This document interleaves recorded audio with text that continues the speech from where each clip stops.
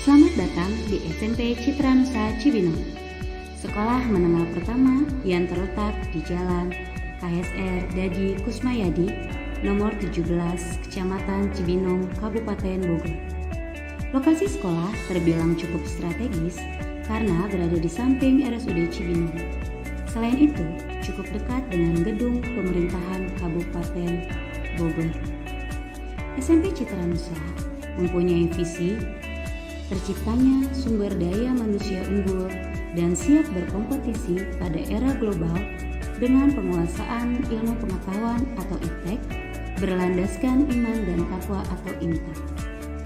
SMP Citra Nusa berdiri sejak tanggal 29 Oktober 2002 di bawah Yayasan Surya Purnama Jaya. Pendirian sekolah ini dirancang oleh Bapak Joni Allen Marbun dan rekan. Dengan semangat dan cita-cita mulia dalam menghadirkan sekolah unggul di Kabupaten Bogor yang mampu mencetak siswa-siswi unggulan yang dapat bersaing di dunia global. Assalamualaikum warahmatullahi wabarakatuh. Saya Ibu Sarli Mareta, Kepala SMP Citra Nusa, ingin memaparkan mengenai visi SMP Citra Nusa, yaitu terciptanya sumber daya manusia unggul dan siap berkompetisi pada era global dengan penguasaan ilmu pengetahuan dan teknologi berlandaskan iman dan takwa. Tujuan dari sekolah kami secara umum tentu tidak lepas dari visi yang ada, yaitu meluluskan peserta didik yang dapat bersaing di era global dengan penguasaan iptek dan berlandaskan IMTA.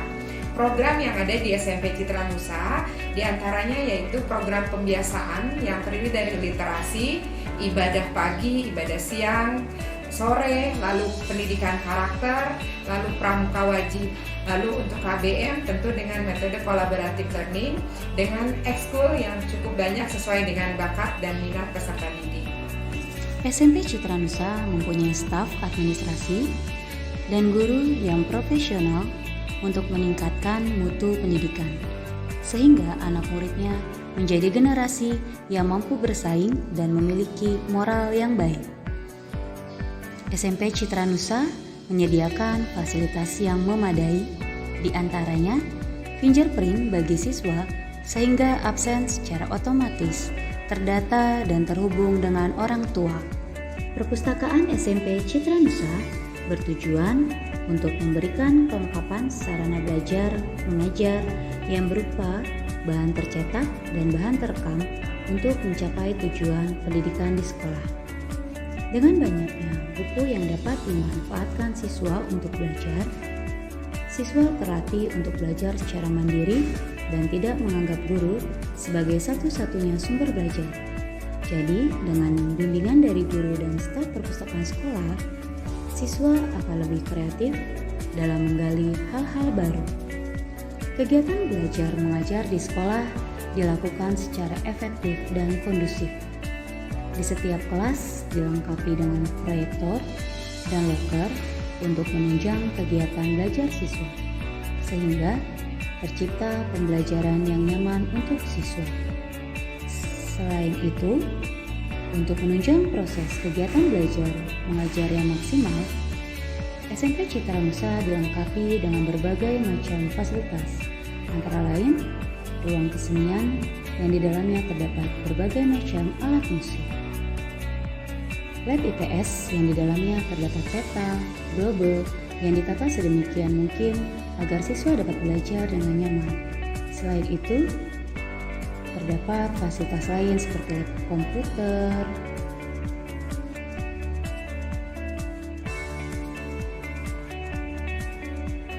lab bahasa, lab IPA yang terdiri dari lab biologi, lab fisika, dan lab kimia, musola, dan ruang ibadah Kristen,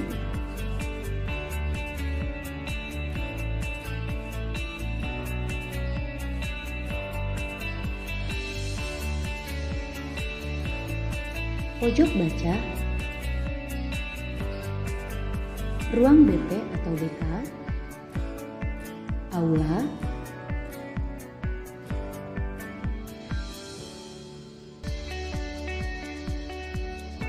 gazebo, sarana olahraga, lapangan bola, outdoor dan indoor, ruang UKS, kantin dan koperasi, SMP Citra Nusa mempunyai banyak ekstrakurikuler. Yang pertama English Club, Pramuka, Seni Tari, Digital Club, Paduan Suara, Marawis, Rohani Kristen, Voli, Rohani Islam, Bulu Tangkis, Taekwondo, Futsal, Paskibra, Basket, Karate, dan Perkusi. SMP Citra Nusa selalu mengadakan kegiatan yang bertujuan untuk menambah wawasan dan kreativitas siswa dalam pendidikan, diantaranya kegiatan keagamaan, student day, study tour, dan kegiatan lainnya.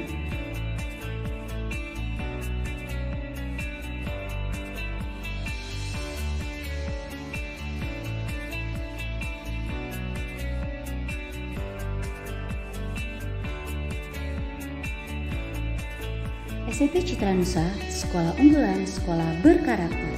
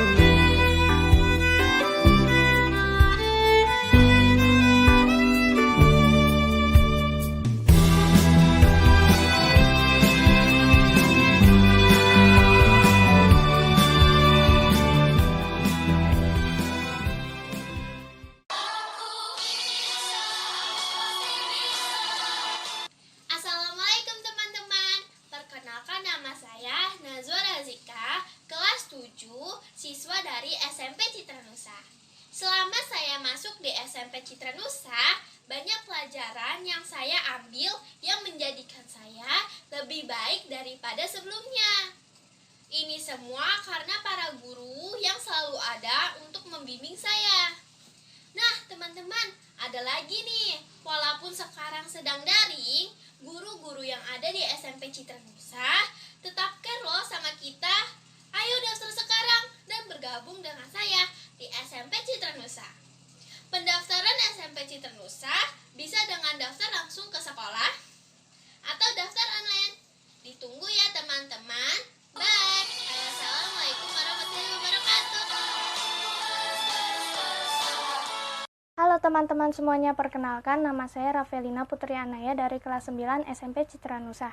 Di sini saya akan membagikan kesan positif saya selama saya bersekolah di SMP Citra Nusa. Sekolahnya nyaman banget untuk belajar, asri banget. Terus teman-teman dan guru-gurunya juga baik-baik banget, ramah-ramah banget, asik-asik pokoknya. Setiap harinya tuh kalau belajar bareng-bareng tuh menyenangkan. Selain mendapatkan pengalaman baru, di sini juga kita diajarkan memiliki sikap yang baik. Yuk teman-teman, kita sama-sama sekolah di SMP Citra Nusa. Pendaftarannya bisa secara langsung ke sekolah atau secara online di forum pendaftaran SMP Citra Nusa. Ditunggu ya teman-teman, sampai ketemu nanti.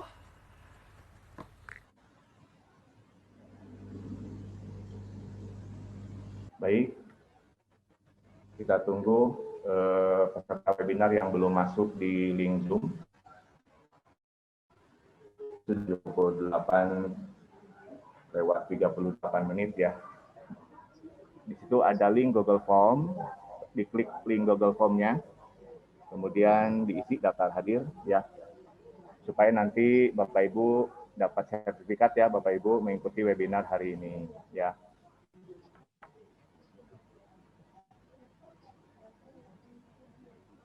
Baik, tadi sudah ada beberapa testimoni dari siswa kita, pendapat mereka tentang SMP Citranusa. Alhamdulillah Bapak Ibu, ya anak-anak kita insya Allah mempunyai prestasi yang baik ya dan luar biasa.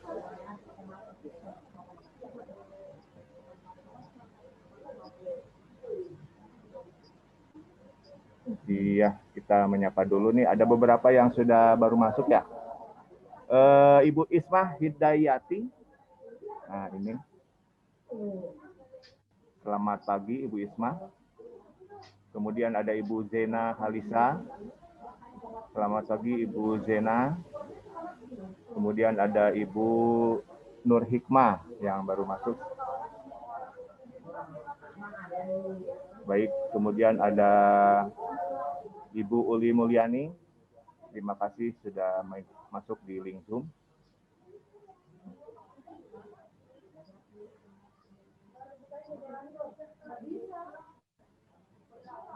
Kemudian ada Ibu Fatmawati. Alhamdulillah sudah masuk. Terima kasih Bu Fatmawati sudah mengikuti Zoom hari ini. Saya sapa dulu MC kita. Assalamualaikum Pak Ustadz.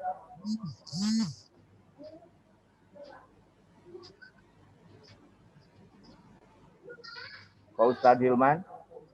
Sambil ini mengecek suaranya supaya nanti bisa terdengar oleh para peserta webinar hari ini. Waalaikumsalam. Oh, ada Bapak Irwan. Siap. Selamat pagi Bapak Irwan. Siap Pak Wawan. Pak Ustadz, kita pindah suaranya mungkin. Iya, kita pindah lokasi nih. Saya di ruang gelap ini Pak Ustadz. Iya. Saya di ruang SMA Citranusa. Nah, gini aja dah biar kelihatan.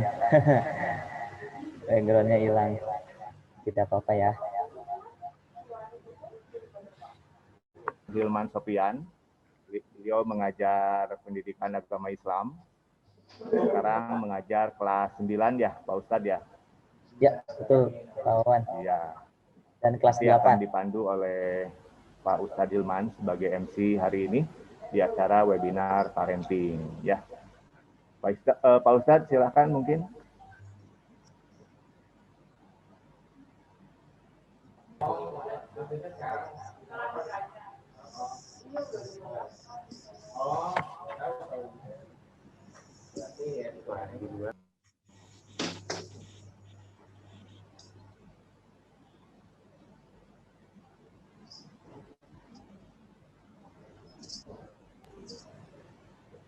Baik, Pak Wawan, terima kasih. Kita sudah jam berapa? Sekarang jam 9 ya? Ya, hampir jam 9 Pak Ustadz. Baik, kita akan mulai kegiatan kita pada hari ini. Insya Allah mudah-mudahan bisa berjalan dengan baik. Tadi mungkin ada sedikit trouble, ya insya Allah tidak jadi masalah buat kita semua.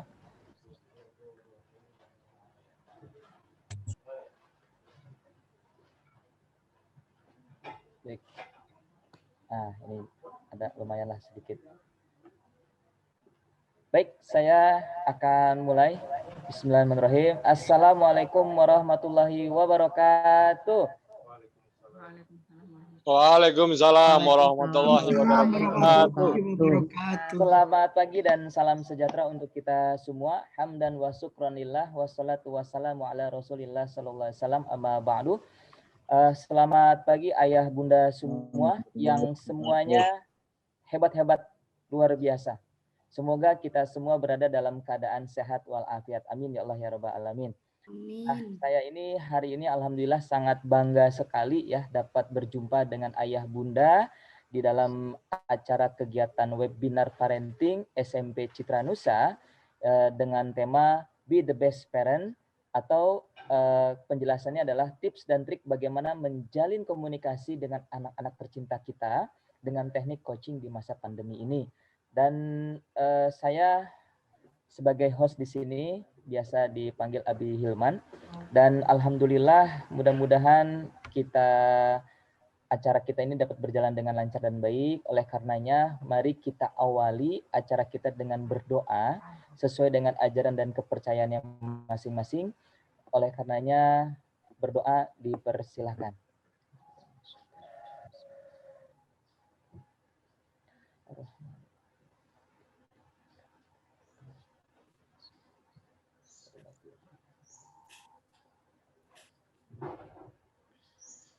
Amin ya Allah ya Rabbal Alamin. Mudah-mudahan acara kita dapat berjalan dengan lancar sesuai dengan apa yang kita harapkan. Kita mendapatkan ilmu yang bermanfaat dari acara kita. Namun sebelum kita mulai acara kita, saya ingin menyapa Ibu Sherly Mareta selaku Kepala Sekolah SMP Citra Nusa yang sudah terlihat sangat cantik sekali di layar Zoom kita. Terima kasih.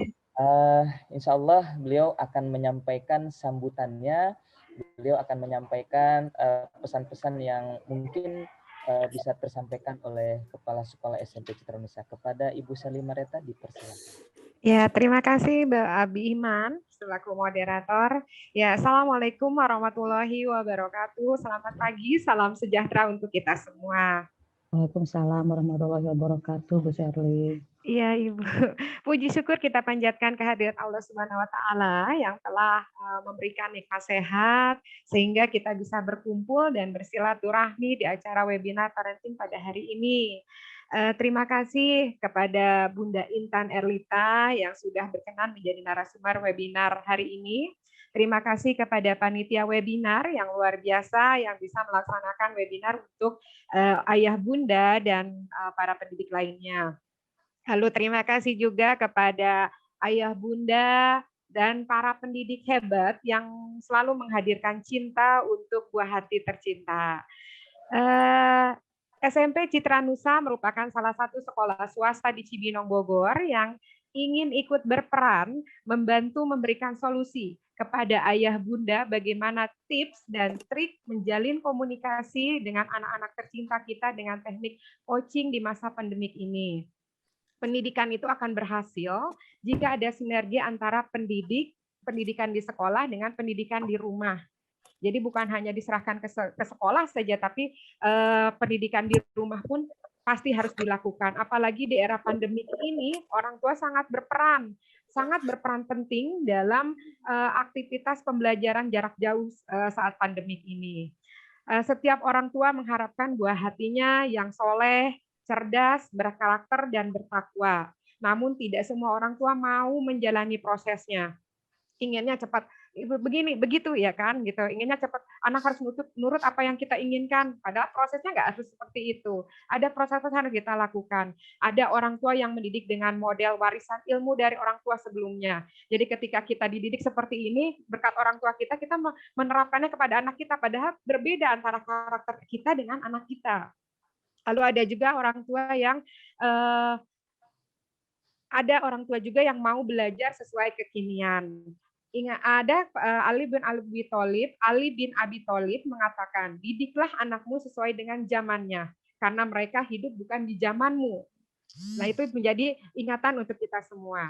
Malah ada sesuatu yang lazim yang terjadi di masa kini, banyak orang tua yang outsourcing. Apa itu outsourcing? Yaitu orang tua yang menyerahkan pendidikan buah hatinya kepada pihak ketiga, guru, sekolah, psikolog, atau motivator. Jadi saya punya uang, udah saya serahkan ke sekolah. Anak saya harus berkarakter, anak saya harus cerdas, anak saya harus soleh, semuanya semua beres. Namun akibatnya apa? Kedekatan emosi antara buah hati dengan orang tua sedemikian renggang sehingga hambar. Jadi kurang komunikasi yang baik antara orang tua dengan anak. Oleh karena itu, SMP Citra Nusa mempersembahkan webinar ini untuk ayah, bunda, dan para pendidik untuk menciptakan generasi emas yang cerdas dan berkarakter. Mudah-mudahan webinar ini bermanfaat untuk kita semua, karena generasi yang hebat akan hadir dari ketulusan cinta dan keikhlasan sikap dari orang tua dan pendidik yang hebat. Mungkin itu saja yang bisa saya sampaikan sebagai pembuka webinar ini. Jika ada kekurangan dan kesalahan, mohon maaf. Selamat mengikuti webinar ini. Ini adalah ilmu untuk kita semua. Mungkin demikian. Wabillahi taufiq walhidayah. Wassalamualaikum warahmatullahi wabarakatuh. Waalaikumsalam warahmatullahi wabarakatuh. Alhamdulillah, terima kasih Ibu Sherly Mareta yang telah memberikan pesan-pesannya untuk kita semua. Memang betul kita di masa era pandemi ini butuh sekali pelatihan bagaimana cara menata dan mendidik putra-putri kita agar supaya putra-putri kita betul-betul menjadi dambaan kita. Karena kalau dari ada sebuah hadis yang mengatakan bahwa ada amal yang tidak akan terputus. Nah, salah satunya adalah anak yang mendoakan orang tuanya. Ya, insya Allah anak-anak kita yang akan selalu mendoakan kita sebagai orang tua, dan itu menjadi amal pahala buat kita yang tidak akan pernah ada putus-putusnya. Baik, alhamdulillah. Selanjutnya kita langsung saja kepada pemateri kita hari ini, yaitu narasumber kita yaitu Bunda Intan Erlita.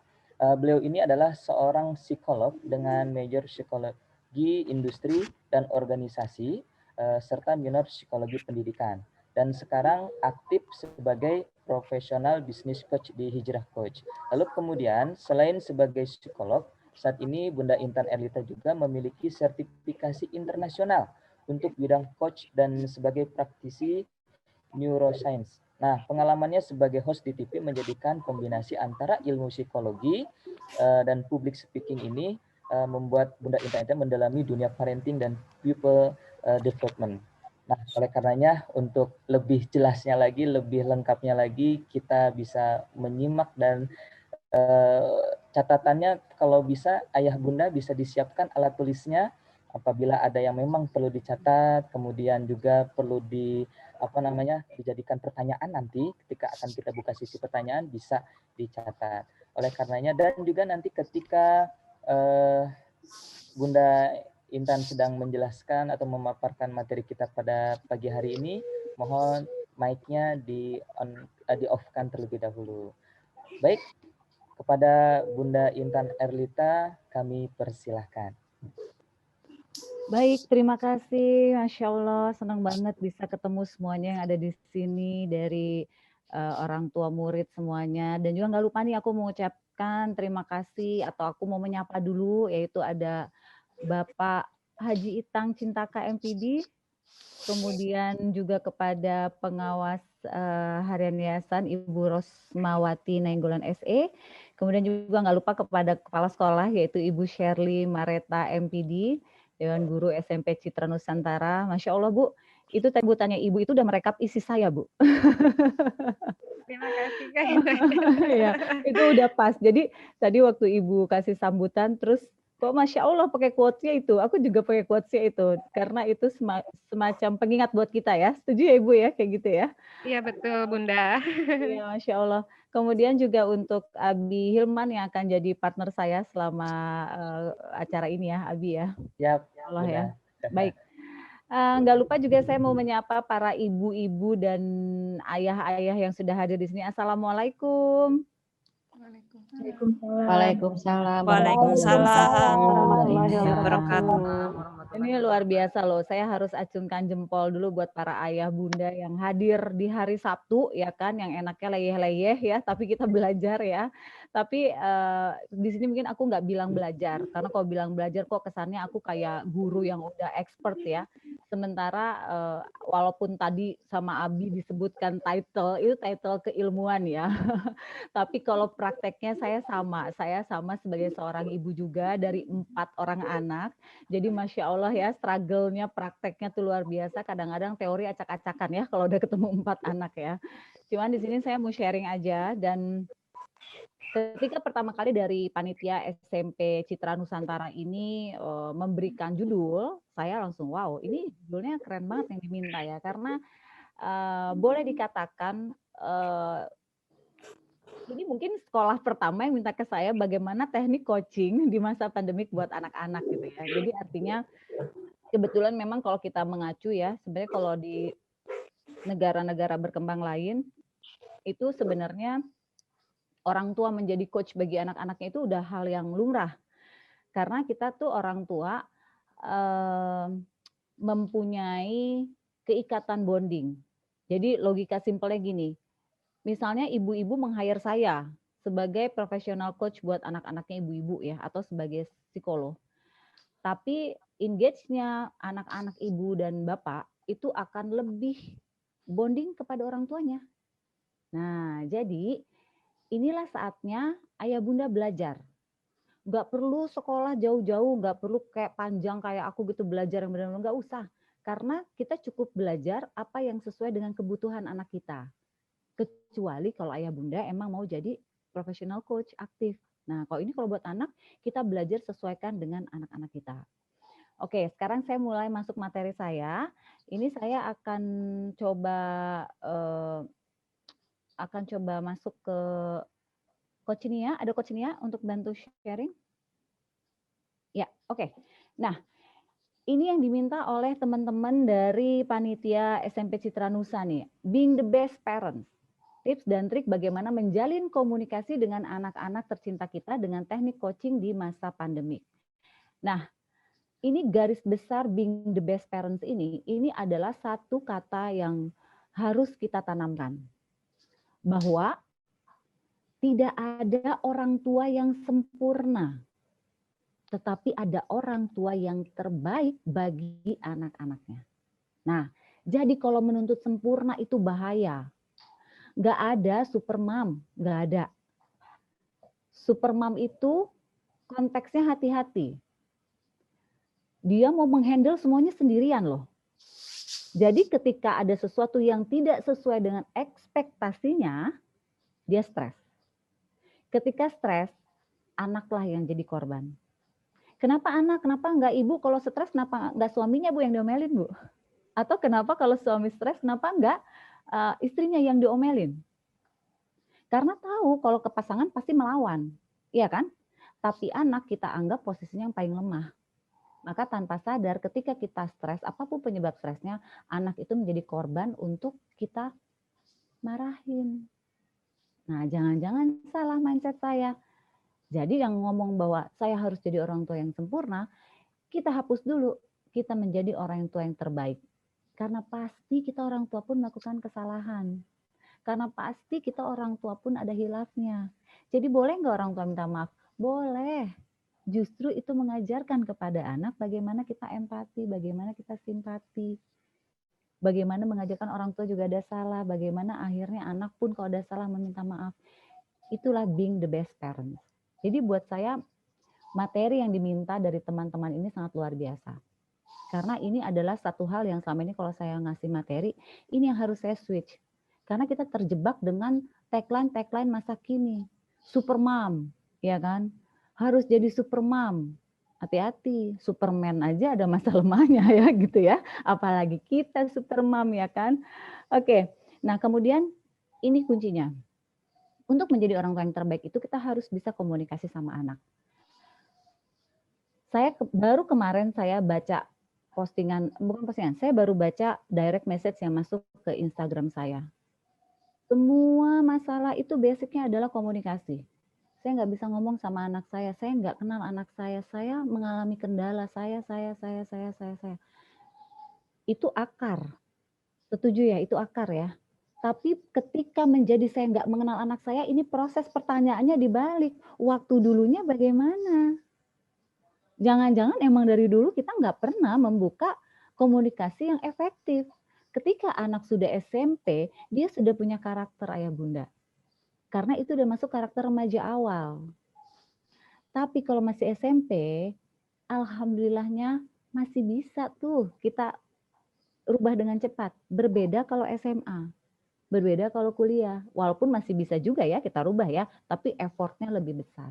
Jadi artinya ini masa yang tepat di anak-anak kita SMP, kita berbicara bagaimana komunikasi, dan komunikasi sama anak sekarang ini seru-seru sedap ya. Anak sekarang pinter banget soalnya ya. Oke, sekarang boleh next slide. Nah, ini dia. Sebelum kita bicara bagaimana bicara sama anak kita kenalan dulu yuk. Jangan-jangan kita nggak tahu anak kita ini apa potensinya. Atau jangan-jangan kita sebagai orang tua kita nggak kenal nih, saya ini karakternya apa. Kenapa sih penting mengenali karakter? Ini adalah senjata.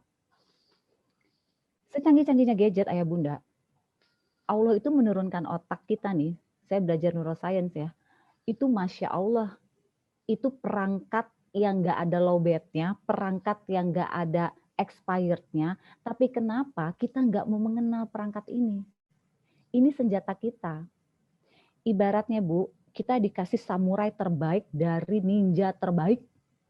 Sekali tebas pohon kelapa putus, misalnya gitu ya. Tapi kita nggak tahu cara menggunakannya. Kira-kira tuh samurai ngelukain kita nggak?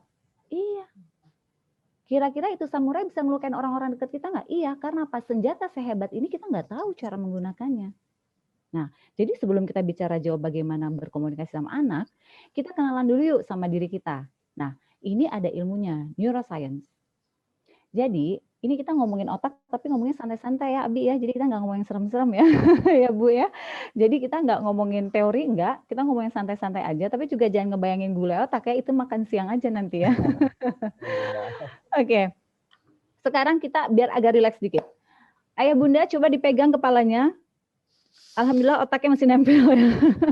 Alhamdulillah. Oke, sekarang saya mau ngajak bergerak. Kenapa saya ajak bergerak? Karena ketika kita bergerak, otak kita lagi merekam. Ya, oke. Sekarang saya mau pegang ayah bunda, pegang kepalanya yang di depan kanan. Oke, sambil ngelihat ke layar. Ada yang namanya spontaneous, warna biru. Nah, disinilah dominan otak spontaneous. Nanti saya jelaskan spontaneous itu apa. Kemudian kita bergerak sedikit ke belakang, ya agak ke bawah. Ini diingat-ingat, ini adalah namanya dominan otak feeling. Ya. Oke, sekarang kita ambil tangan kirinya. Kemudian kita pegang yang otak depan kiri. Depan otak kiri ini adalah reasoning. Kemudian geser ke belakang adalah namanya dominan otak spesifik. Oke, cukup pegang kepalanya ya. Jadi, kenapa saya suruh pegang? Biar ingat. Nah, ini boleh diturunkan nih ke anak-anak ya. Jadi kalau mau biar anak-anak itu memahami omongan kita, nak, lihat bunda dulu dong sayang ya. Jadi pada saat proses kita ngomong, anak tuh melihat ekspresi kita, gerakan. Jadi ibu juga jangan, nak beresin itu nak, ambil itu nak. Itu nggak keambil gitu ya. Oke, kenapa saya suruh pegang? Karena saya mau ibu-ibu memahami. Oh ternyata sama Allah tuh kita dikasih loh 4 dominan otak dalam diri kita. Cuma kita nggak tahu, ya nggak ibu-ibu? Bukan yang nggak mau tahu, nggak tahu. Nah sekarang dikasih tahu. Dominan otak spontaneous itu seperti apa? Oke, ini ciri-cirinya sambil ayah bunda merasakan ya, kira-kira ayah bunda di dominan otaknya yang mana? Ya, oke. Dominan otak spontaneous. Dominan otak spontaneous itu biasanya mereka-mereka yang punya ide-ide besar, punya banyak cita-cita ke depan. Kalau ngomong cenderung ceplas-ceplos. Sambil kita ngebayangin anak kita juga ya. Jadi kita ngebayangin dua, ngebayangin diri kita sama ngebayangin anak kita ya. Kalau anak kita suka ngomong, bunda, nanti aku kalau udah besar aku mau jadi dokter hebat. Nanti kalau udah tua, bunda nggak usah kerja ya sama ayah ya, biar aku aja nanti yang kerja. Jadi ayah sama bunda, ada nggak anak suka ngomong kayak gitu? Ada ya? Atau kita, misalnya, nanti ya akhir tahun kita liburannya ke sini ya, padahal akhir tahun juga belum. Ya, tapi udah punya ide aja gitu. Nah, kalau kita sering melakukan ide-ide besar, bisa jadi kita dominan otaknya spontaneous. Oke. Sekarang kita beralih ke dominan otak feeling. Dominan otak feeling itu namanya juga ada feeling ya. Tapi ini bukan baper ya, jangan disamain dengan baper ya, ini beda. Dominan otak feeling itu adalah mereka empati, simpatinya besar, kalau diajak ngobrol menyenangkan, karena dia orangnya mau bikin orang lain nyaman. Terus mungkin kalau ke anak sering ngomong, mama tuh sayang banget sama kamu. Ayah tuh sayang loh sama kamu. Walaupun cara ngomongnya beda intonasinya ya, tapi sering mengungkapkan. Makanya ayah tuh pengen kamu kalau udah besar tuh gini. Jadi ada ayunannya. Nah, itu dominan otak feeling. Kemudian ke dominan otak reasoning. Dominan otak reasoning ini sedang dengan data, fakta, logika. Kalau melihat sesuatu, mendengar sesuatu, dia nggak langsung percaya. Dia tanya dulu datanya. Contoh, kita pergi yuk di Cibinong kan dekat Bogor ya, banyak curug-curug bagus tuh ya. Saya suka ke sana tuh kalau ada referensi curug saya mau ya. Nah, biasanya tuh kalau orang-orang reasoning kalau dikasih tahu nih misalnya ya, di Bogor ada curug hejo loh gitu kan misalnya. Curugnya bagus gini. Itu nggak langsung percaya. Emang iya, ada fotonya nggak? Coba lihat. Oh, jangan-jangan ini mah diedit kali gitu. Jangan-jangan ini. Jadi dia butuh data. Tapi begitu semuanya valid, dia mau tuh berangkat ke curug itu. Gitu. Jadi dia nanya, anak kita pun itu ada yang dominan attack reasoning. Jadi kalau mama atau ayahnya suka nanya satu, merintah satu, nah main gadget itu jangan tiap jam. Emang kenapa, Mah? Emang terus kalau aku nggak main gadget, aku ngapain, Mah? Emang kenapa? Ya enggak? Nah, bisa jadi anak kita dominan attack reasoning. Kemudian ada dominan spesifik. Dominan spesifik itu apa? Hampir sama dengan dominan reasoning, cuman bedanya dominan spesifik ini dia lebih terencana, lebih terorganisir. Contoh, kita nih ibu-ibu ya atau ayah di rumah ya, paling sebel lihat barang berantakan. Penyusunan harus rapi dari yang kecil sampai yang tinggi mungkin. Atau warna jilbab taruh di kamar mungkin harus putih, kuning, merah, hijau, ada yang kayak gitu. Jadi dia sedang segala sesuatu yang tertata. Nah, anak kita bisa jadi juga dominan attack spesifik. Sampai sini paham ya ayah bunda ya? Oke, sekarang saya mau ayah bunda ketikkan di chat box, yang bisa ngetik silakan diketikkan. Kira-kira ayah bunda pilih salah satu dulu ya, mana yang paling ini saya banget. Oke, silakan. Dominan otak spontaneous kah, feeling kah, reasoning kah, spesifik? Yuk dijawab di chat box. Jadi saya tahu nih dengan ayah bunda jawab, berarti saya konsepnya masuk nih. Silakan ditulis. Bapak Ibu guru juga boleh ikutan ya. Oke, spesifik, feeling. Oke. Feeling. Wah, ini dari yang ngetik udah banyak feeling nih. Oke, yang lain? Spontaneous feeling. Ada feeling lagi. Spesifik. Feeling. Dominius. Apa itu dominius? Spontaneous ya mungkin maksudnya. Boleh untuk nggak coret-coret layar dulu ya sayang ya. Oke, ada feeling, kemudian ada spontaneous, ada feeling. Oke, terima kasih buat yang sudah mewakili menjawab. Jadi sudah memahami ya, manusia tuh punya dominan otaknya. Nah, bisa 1, bisa 2, bisa 3, atau bisa di keempat-empatnya. Nah, terus ada pertanyaan timbul, yang terbaik yang mana? Semuanya terbaik. Yang enggak terbaik adalah ketika kita enggak tahu kita tuh ada di mana. Jangan-jangan selama ini potensi anak saya yang membunuhnya. Jangan-jangan yang membuat anak saya menjauh itu karena saya yang membunuhnya. Ini konsepnya ke saya dulu. Karena kita nggak akan bisa memperbaiki komunikasi kalau yang kita harapkan si anaknya yang berubah. Karena kita nggak bisa mengendalikan apa yang di luar tubuh kita. Tapi kita bisa merubah diri kita yang dari dalam diri kita sehingga menimbulkan efek sekeliling kita berubah. Jadi kalau kita nggak berubah, nggak bisa berubah. Contoh, si anak yang banyak nanya tadi. Tiba-tiba ibu atau ayah sering ngomong, kenapa sih nak, kamu tuh sering banget nanya? Nah, sekali aja diem, kalau ayah atau bunda ngasih tahu, kamu ikutin.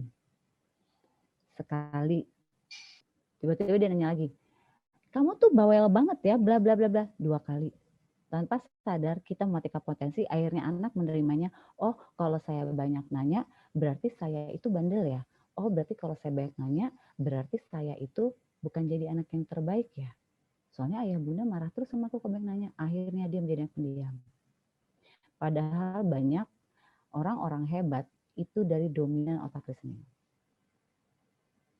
Banyak orang-orang hebat lahir dari spontaneous. Lahir dari feeling dan lahir dari spesifik. Jadi apapun dominan otaknya, kalau kita tahu apa diri saya dan apa anak saya, itu memudahkan untuk kita komunikasi. Contoh saya dominan otaknya feeling. Saya tuh sensitif banget. Tapi kan nggak bisa dong saya sama anak saya yang SMA kelas 2, cowok lagi ya. Wah cowok kan cuek banget gitu ya, anak-anak SMA kelas 2 gitu ya. Nah, ditambah lagi dia kalau ngomong cuman seadanya aja. Coba kalau saya nggak memahami dominan otak anak saya yang memang dia dominan otaknya reasoning, bisa jadi saya berantem terus sama anak saya. Tapi karena saya memahami, maka saya ketika berbicara mengambil kata-kata yang kira-kira dia nyaman. Nah, ini kata kuncinya. Ketika kita tahu anak kita senang dengan ide-ide besar, maka kalau kita mau nyuruh anak kita belajar, jangan dari kata-kata, kamu mau nggak naik kelas? Kamu mau nilainya jelek? Kamu mau ini? Itu nggak akan kena. Tapi anak-anak dengan ide-ide besar, ajak dia menghayal masa depan. Nanti kamu kalau udah gede mau jadi apa, nak? Jadi dokter misalnya. Oh, hebat banget ya. Emang dokter tuh gimana? Terus harus gimana? Nah, terus ke belakang. Kira-kira kalau mau jadi dokter, mata pelajaran apa sih, nak, yang kira-kira harus nilainya bagus? Jadi secara nggak langsung dia menjawab sendiri kan? Nah, itu namanya teknik komunikasi. Nah, nanti kita akan bahas lagi ke belakangnya. Yang penting intinya ayah bunda tahu dulu nih dominan otaknya ada di mana. Itu akan mempermudah. Ya, oke, boleh next coach Nia. Nah, ini yang tadi dikatakan Ibu Sherly ya, bahwa quotes ini selalu saya pakai kemana-mana. Ini quotes-nya tentang apa sih? Ini quotes-nya adalah tentang kita tuh tentang Ali bin Abi Thalib mengatakan bahwa didiklah anak-anakmu sesuai dengan zamannya, karena mereka hidup pada zamannya. Jadi ibu-ibu dan juga ayah, udah nggak boleh ya kita ngomong lagi gini. Zaman bunda mah, dulu zaman bunda ya nak ya, nggak ada tuh nak megang-megang gadget ya. Iya tuh bunda mah zaman kita mah SMS doang ya bun ya, SMS juga udah keren banget ya bun ya. Gitu. Ya, jadi udah nggak bisa. Karena kita nih mendidik anak kita memang di tahun 2021 bun, gitu ya.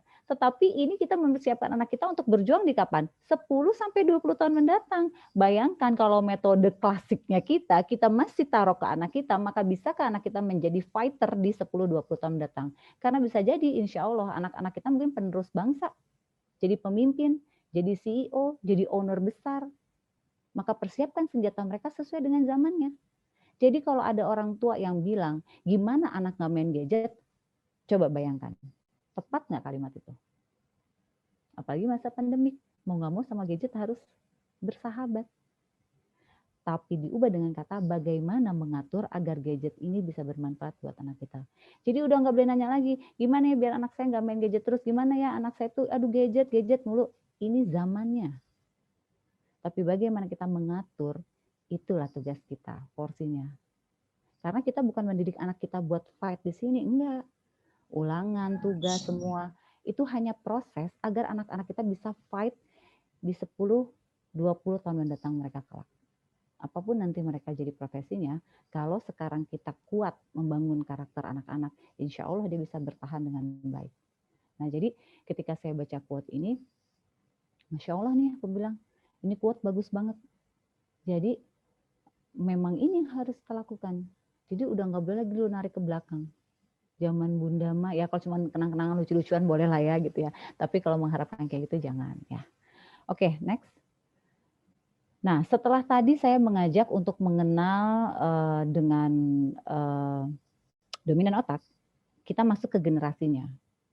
Nah, ini dia generasi-generasinya. Yang pertama adalah generasi write me. Kenapa sih harus tahu? Karena biar tahu cara komunikasinya. Karena nggak bisa kita samakan komunikasi dengan anak kita, dengan orang tua kita, dengan mungkin adik dan kakak, itu beda-beda kalau generasinya berbeda. Oke, next ada generasi call me. Kemudian ada generasi, nah ini mungkin anak kita nih bisa jadi email me, atau kita mungkin. Dan juga ada generasi, nah ada generasi apa lagi coba? Quote-nya di next slide. Yes. Kita bahas satu-satu ya. Di next aja quote-nya. Next. Yes. Nah, kita bahas generasi write me. Generasi write me ini adalah generasi baby boomers. Jadi kalau misalnya ada orang bilang, aduh Abi baby boomers banget deh, jangan GR dulu ya Abi ya. Ternyata baby boomers itu usianya lahir tahun 1946 sampai 1964. Ya. Jadi biarpun baby tapi tahun yang dibahaya gitu ya. Baby boomers. Jadi dia biasanya adalah komunikasinya 4 mata dan membangun kedekatan. Jadi nggak aneh ketika misalnya kita punya orang tua yang masih ada nih nenek kakek ya, walaupun udah kita telepon, maunya ditengok aja. kok udah lama sih nggak pernah datang, kok udah lama sih nggak pernah nengok. Nah, bisa jadi itu karena memang orang tua kita itu maunya kalau ngobrol tuh ketemu muka. Maunya tuh kalau ngobrol itu memang harus ada berdekatan. Nah, jadi kalau misalnya orang tua kita yang masih ada nih menuntut kita hadir, hadir. Karena itu cara komunikasinya mereka. Walaupun udah video call, tetap aja mereka maunya hadir. Nah, kemudian mereka agak sulit beradaptasi dengan yang namanya perkembangan teknologi saat ini. Karena mungkin dia gaptek, ya kan orang tua kita mengalami kesulitan. Bukan gaptek karena dia nggak bisa, tapi lebih karena dia ini karena usia. Jadi kurang bisa memahami, walaupun ada orang tua kita yang canggih, tapi itu minoritas. Nah, jadi kita memahami dulu orang tua kita. Kemudian next, generasi selanjutnya adalah generasi call me atau Gen X kalau bahasa kerennya. Jadi kalau ngomong, wah ini generasi X, ini generasi X, yaitu lahir tahun 1965 sampai 1980. Nah ini mungkin ada di kita nih di rentang-rentang ini ya, ada yang masuk sini ya. Dia biasanya komunikasinya singkat dan ringkas. Ada empatinya, karena saya ini termasuk generasi ini berarti ya. Karena kita ini apa? Kita masih ada kalau ketemu orang tuh kan kalau jalan ketemu orang tuh rada nundukin gitu ya. Kita masih dapat adabnya tuh. Kalau misalnya lagi lari dulu tuh zaman sekolah kan, sengebut-ngebutnya kita lari, kalau ada guru kita ngerem. Pak, Assalamualaikum, lari lagi gitu. Mungkin kalau anak sekarang bercet aja gitu ya, lari sat-sat gitu ya. Nah, dan generasi call me ini lebih seneng kalau dia nelpon daripada email dan chat. Nah ini ternyata saya alamin. Saya itu kalau udah ngechat lama-lama ya pusing. Jadi saya kalau udah ngomongnya panjang lebar, saya suka bilang, telepon saya aja ya, telepon ya gitu. Jadi makanya kalau ada yang suka WA saya tuh balasnya suka lama, karena saya termasuk orang yang mending kalau urgent telepon gitu. Ternyata saya memahami, oh oke, saya generasi ini gitu. Ada ibu-ibu, bapak-bapak yang generasi ini. Nih ada nih yang ngomong di chat nih. Alhamdulillah bisa masuk juga. Oke, next-nya ada generasi apa lagi? Nah, ini generasi email me. Mungkin ini orang tua juga ada yang di generasi ini. Tahun 1981 sampai dengan 1997. Ini yang dikatakan generasi milenial. Ya. Dia udah komunikasinya lebih santai. Beda sama kalau yang sebelumnya ini yang call me, dia ada santunnya, ada empatinya, ada menjunjung sopan santun gitu ya. Anak-anak ini bukan tidak sopan santun, tapi dia lebih santai, lebih informal, ya kan? Karena dia sudah mulai beradaptasi sama teknologi. Makanya suka ada istilah ngomongnya gini kan, sekarang di dunia kerja kan, aduh anak-anak generasi milenial sekarang nih, nggak ada basa-basinya kalau sama yang lebih tua sama yang senior. Nah ini gap komunikasi. Si generasi milenialnya nggak memahami si Gen X, atau jangan-jangan bosnya dia baby boomers. Nah, ayo, ini sekarang yang ada di COC ini, jangan-jangan saya konflik terus sama bos saya karena saya salah ngomong nih, gitu. Karena kan ilmu komunikasi itu adalah bukan bagaimana orang memahami kita ya, tapi bagaimana kita memahami lawan bicara kita. Itu akan terjadi komunikasi yang oke. Jadi kalau ngobrol sama generasi-generasi di atas, ikutin. Oh, atasan saya generasi like me nih, senengnya kalau ngobrol disamperin, samperin ah, tegur ah. Nah, dapat tuh hatinya. Oh, generasi call me nih atasan saya. Oh dia nggak suka di chat, email mungkin jarang dibaca. Ini saya curhat pribadi ya. Jadi telepon ah. Nah itu, good communicator itu bukan bagaimana orang memahami kita, tapi bagaimana kita memahami lawan bicara. Ya. Nah generasi-generasi milenial ini banyak yang mengatakan adalah generasi yang nggak memahami adab dan sopan santun. Tapi sebenarnya bukan itu, memang generasinya mereka kayak gitu. Mereka sudah mulai masuk yang namanya perkembangan teknologi. Nah, ini tugas orang tua di rumah nih untuk menghadirkan adab. Adab dan nilai itu hadirnya dari rumah. Sekolah membantu seperti itu. Oke, next. Generasi chat me. Generasi chat me ini adalah generasi Gen Z ya, atau Gen Z biasanya kalau orang ngomong. Nah, ini adalah usia 98, kelahiran 98 sampai 2010. Nah, ini mungkin udah mulai masuk ya anak-anak kita ya, gitu ya. Dia mulai aktif di media sosial. Wah, udah mulai tuh anaknya ayah bunda main TikTok, ya kan, aktif ya. Kemudian mudah dan sangat cepat beradaptasi sama teknologi, udah nggak diragukan lagi kemampuannya beradaptasi itu udah Masya Allah anak-anak usia ini. Akhirnya kesannya mereka nggak bisa diajak ngobrol, karena mereka lebih aktif dengan sosial medianya. Nah, ini yang tadi aku bilang, kita nggak bisa melarang. Ini udah generasinya mereka. Tapi kita harus bisa masuk secara perlahan untuk membuat mereka tahu mana yang boleh dan mana yang nggak boleh. Nah, tapi memang generasinya mereka seperti itu. Karena jangan lupa tadi quote tadi, bahwa kita harus mendidik anak kita sesuai dengan zamannya. Jadi nggak mungkin kita memaksakan sesuatu yang bukan zamannya mereka. Karena setiap zaman itu pasti berubah dengan cepat dan pesat. Oke, next Coach Nia.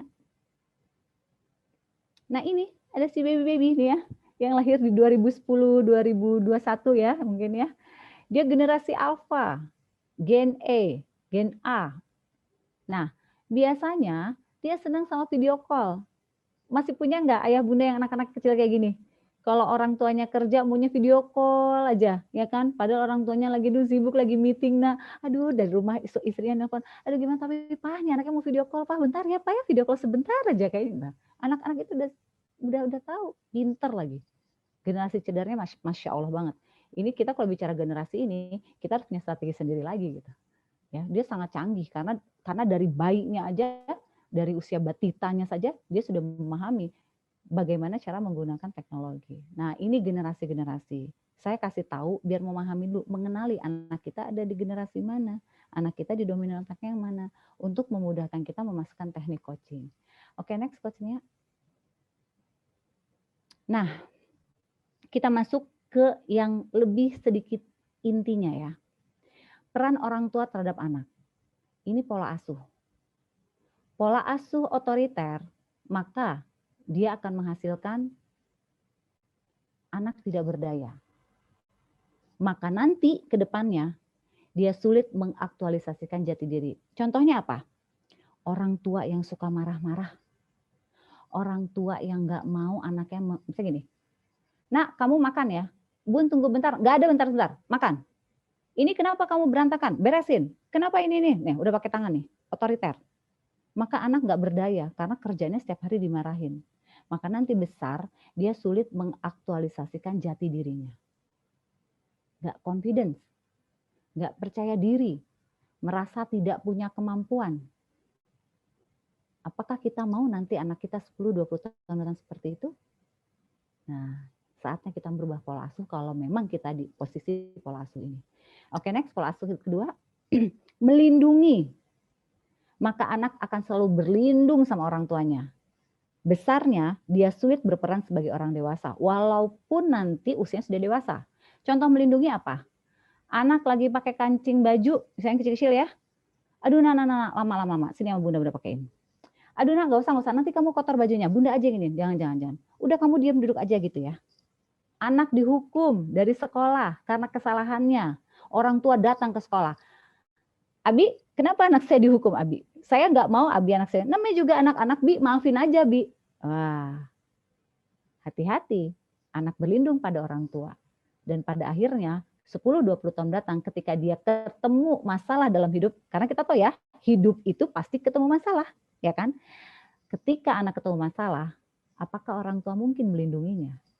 Apakah mungkin orang tua masuk ke kantornya ketika atasannya memarahi anaknya karena hasil kerjanya nggak benar?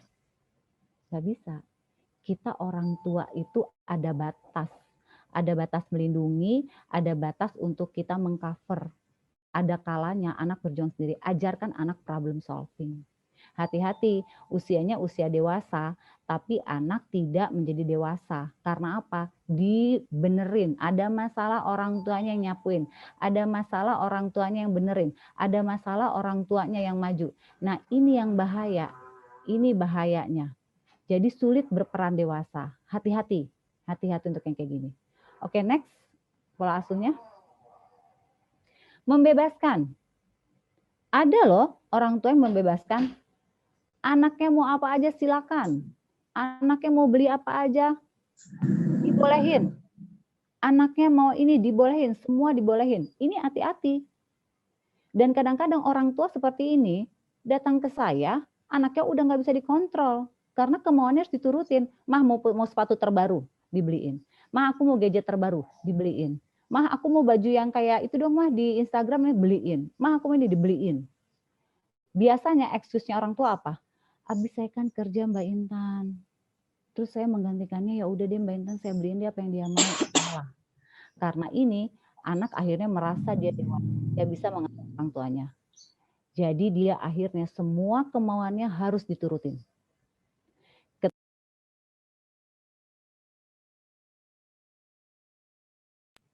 Saya di-mute sama hostnya. Jadi ketika nggak diturutin, ya, anak ini marah-marah. Mungkin dia bisa pecahin barang-barang. Dia bisa tantrum di tempat mainan kalau masih kecil. Tantrum nggak ditanganin, makin gede dia kabur dari rumah kalau nggak dibeliin motor keinginannya. Wah, udah deh Bu. Ini dia bahayanya nih, kalau kita membebaskan. Kemudian yang terbaik apa? Ya ini pola asuh yang keempat, suri tauladan. Ini pun saya masih belajar untuk pola asuh ini. Karena orang tua dengan pola asuh suri tauladan ini, dia biasanya sering diskusi sama anak. Justru nilai-nilai kehidupan yang dia berikan.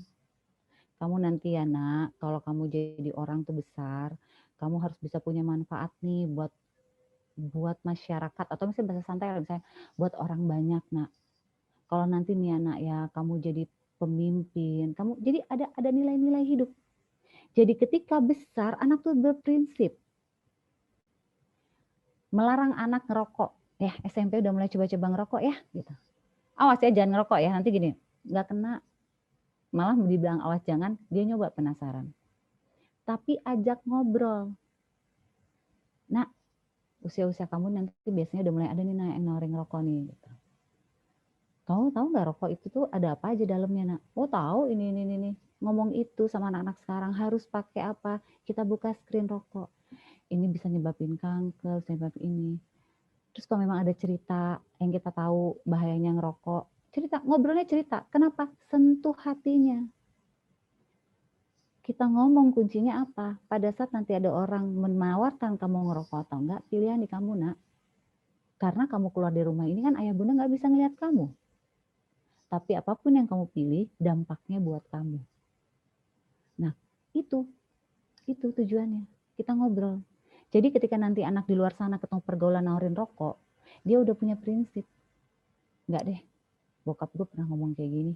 Enggak deh, nyokap gue pernah ngomong kayak gini. Tapi jangan dibawelin, diskusi. Nah, ini yang harus kita pakai buat di anak-anaknya zaman sekarang. Nah, tentunya inilah yang dinamakan bermain teknik coaching. Ya, next slide coachnya. Lalu apa tipsnya? Nah, ini yang paling penting. Ya, boleh next lagi? Ya, stop. Stop tadi. Ya, doa. Ini udah pasti. Ya, karena kalau boleh dibilang ya, mungkin tadi Abi udah membacakan ya, CV aku dulu aku model, bla bla bla bla. Dan udah bukan rahasia pribadi ya, dunia model itu dengan segala pergaulannya udah wah, dahsyat banget ya. Tapi akhirnya aku bilang gini, kok bisa ya pada saat itu aku kuliah udah pegang duit sendiri, punya penghasilan dengan dunia yang lumayan gemerlap ya di zaman kuliah itu. Kok aku bisa ya dihindari oleh orang-orang yang jahat. Jadi ada aja tuh orang-orang yang jahat di dunia kayak gitu. Tapi kok ya kadarullah tuh orang itu kayak gak kepengen aja ngobrol-ngobrol sama aku gitu. Jadi begitu udah sekarang ya baru aku mengerti. Oh jangan-jangan yang buat orang itu nggak mau nyentuh saya the power of doanya orang tua saya nih. Itu yang membuat saya terpagari dari orang-orang yang niat jahat dari saya. Saya ini keluarga besar, 8 bersaudara. Saya anak bungsu, anak ke-8. Dulu saya ingat banget kalau setiap ayah saya manggilnya mama dan bapak. Saya orang Sunda. Bapak kan Sunda ya, Sunda banget ya bapak ya. Jadi saya suka ngomong. Waktu itu masih kecil terus saya ngomong. Bapak tuh kenapa sih kalau habis sholat doanya lama banget, kayak bisa buat sholat 4 rakaat lagi, celotehan anak kecil ya biasa ya.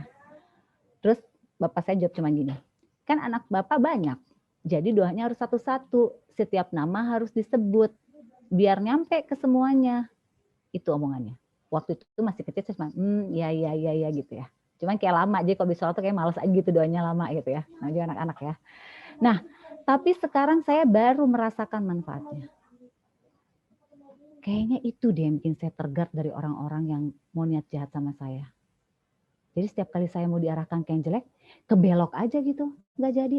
Kebelok aja nggak jadi. Nah, jadi menurut saya, apalagi dengan semakin tambah umur kita belajar ya gitu ya. Doa orang tua itu nembus langit. Masya Allah. Jadi kita harus sih dengan segala ikhtiar kita udah disekolahkan di sekolah yang terbaik gitu kan, di Citra Nusa, guru-gurunya yang terbaik. Tapi kalau kita nggak berdoa, kita nggak membantu, bisa jadi itu hanya pendidikan yang masuk kanan keluar kuping kiri. Nah, jadi ini yang pertama. Yang kedua kita masuk, ini teknik coaching ya. Yang pertama, ini saya langsung kasih core-nya aja ya gitu ya. Adalah power question. Apa sih? Bertanya. Tapi bertanyanya bukan bertanya, ngapain sih kamu? Lagi ngapain sih? Terus ini enggak. Itu udah harus dibuang. Ya, karena teknik coaching itu cuma 2 poin. Power question sama nanti yang setelah ini. Kita bertanya sesuatu yang jangan pertanyaannya tertutup. Kamu mau kan jadi anak pintar? Mau. Kamu mau kan kalau ini? Mau. Kamu paham nggak? Enggak. Itu close question. Kita nggak akan dapat apa yang ada dalam diri anak, tapi kita ganti kalimatnya. Nah, menurut kamu penting nggak sih kalau nanti kamu pilih mau SMA mana setelah ini? Penting mah, kenapa? Itu kuat pertanyaannya. Karena dari situ anak keluar jawaban-jawabannya. Nah, menurut kamu ya nak ya, baiknya kamu ambil les apa ya sayang? Les matematika bun. Kenapa kamu ambil itu? Karena nilai aku kayaknya kurang bun, gini. Oh gitu ya. Terus baiknya lesnya di mana nak? Itu power question. Pertanyaannya gak usah panjang, gak usah intonasinya tinggi. Kamu tuh mau les di mana ya? Udah tuh matematikanya nilainya jelek ya. Udah. Nah. Power question tuh pertanyaan santai aja, tapi justru keluar apa yang anak inginkan. Ini berlaku buat kalau ibu mau bertanya, kamu main sama siapa aja nak? Beda kan kalau kita nanya misalnya gini, kamu tuh ingat ya kalau main harus sama orang baik-baik ya gitu. Baik-baik itu kayak gimana kan beda konotasinya. Tapi kalau kita mau tahu dia main sama siapa aja, ubah jadi power question. Nah, di sekolah teman baik kamu siapa? Aku mah cuma main bertiga misalnya. Bertiga tuh siapa aja namanya? Ini. Oh gitu. Dia sekelas nak sama kamu. Intonasi juga dimainkan. Kita para coach itu seperti itu. Intonasi dijaga, ekspresi dijaga. Kita banyak bertanya. Karena biar apa? Biar anak kita ini yang keluar. Dia maunya apa? Dia seperti apa? Anak-anak yang sering diajak ngobrol seperti ini, dia akan menjadi pribadi yang lebih matang. Kenapa? Karena dia terbiasa mengungkapkan pendapatnya. Dan akan jauh lebih smart. Ketika memandang sesuatu, dia jauh lebih smart. Kemudian yang kedua, jadi poinnya ada 2 aja ya. Power question. Dan selanjutnya coachnya active listening. Kebanyakan dari kita, lebih banyak kita yang menasehati anak kita. Ayah bunda tahu nggak kalau anak kita laki-laki ya, diomonginnya panjang lebar, yang nyangkut tuh yang terakhir. Yang nyangkut tuh yang terakhir. Dia nggak ingat yang di depannya. Maka kita dengarkan apa yang menjadi keinginan dia. Jadi pada saat dia menjawab, ayah bunda jangan menyelak kalau jawabannya di luar ekspektasi kita. Kadang-kadang kita kan kepengen anak sama ekspektasinya kita. Ternyata anak ekspektasinya berbeda jawabannya sama yang kita pikirkan. Oke, kita dengerin dulu, kenapa nak kamu memilih itu? Mungkin dia punya alasan-alasan yang lebih baik. Tapi terus gimana kalau misalnya jawabannya salah? Ini nggak baik buat dia. Oke, balik lagi ke tadi bertanya. Misalnya dia kepengen menjadi apa ya anak-anak sekarang? Oh, YouTuber misalnya. Saya mau jadi YouTuber mah gini-gini gitu ya. Terus kita kurang setuju nih. Jangan langsung dipatahkan dulu mimpi dia. Emang YouTuber tuh ya gimana sayang? YouTuber siapa aja sih yang kamu suka? Nah, itu kan sambil kita lihat tontonan apa aja yang dia lihat. Nak, misalnya kita mau ngarahinnya kemana nih misalnya ya. Ngarahinnya jadi psikolog kayak saya misalnya. Nak, kamu pernah tahu nggak sih psikolog itu gitu? Apa tuh mah? Gitu. Coba googling deh, googling psikolog apa ya. Mau menumbuhkan minat kepada anak tuh begitu. Jadi bukan kamu jadi psikolog aja, tahu nggak gini sambil anak juga kayak psikolog apaan ya gitu. Jadi anak ini harus diajak diskusi dan dengarkan. Nah, kita mulai belajar mengontrol kata-kata yang keluar dari mulut kita. Kalau kita berbicara parents as a coach. Kalau kita berbicara bagaimana mengcoaching anak. Apalagi di masa pandemik, waktu kita sama anak-anak tuh banyak banget. Ya kan? Kalau kitanya bisa memanfaatkan quality time-nya. Jadi, dua hal. Bagaimana kita bertanya, pertanyaan kepada anak-anak kita, kemudian bagaimana kita mendengarkan active listening kita. Apa yang anak saya mau? Apa yang anak saya inginkan? Bagaimana saya mensupport dia? Nah, ini hal-hal yang harus dipahami. Oke, next Coach Nia. Ya. Materinya udah selesai, tapi harapannya adalah ini dasar. Ini kita bicara dasar. Tapi kalau nggak kita mulai, maka ini akan menjadi hal yang tidak bisa kita wujudkan. Dan tadi saya sepakat dengan Ibu Sherly katakan bahwa pendidikan anak berhasil atau tidak itu 3 hal. Saya suka bilangnya segitiga nih. Apa segitiga itu?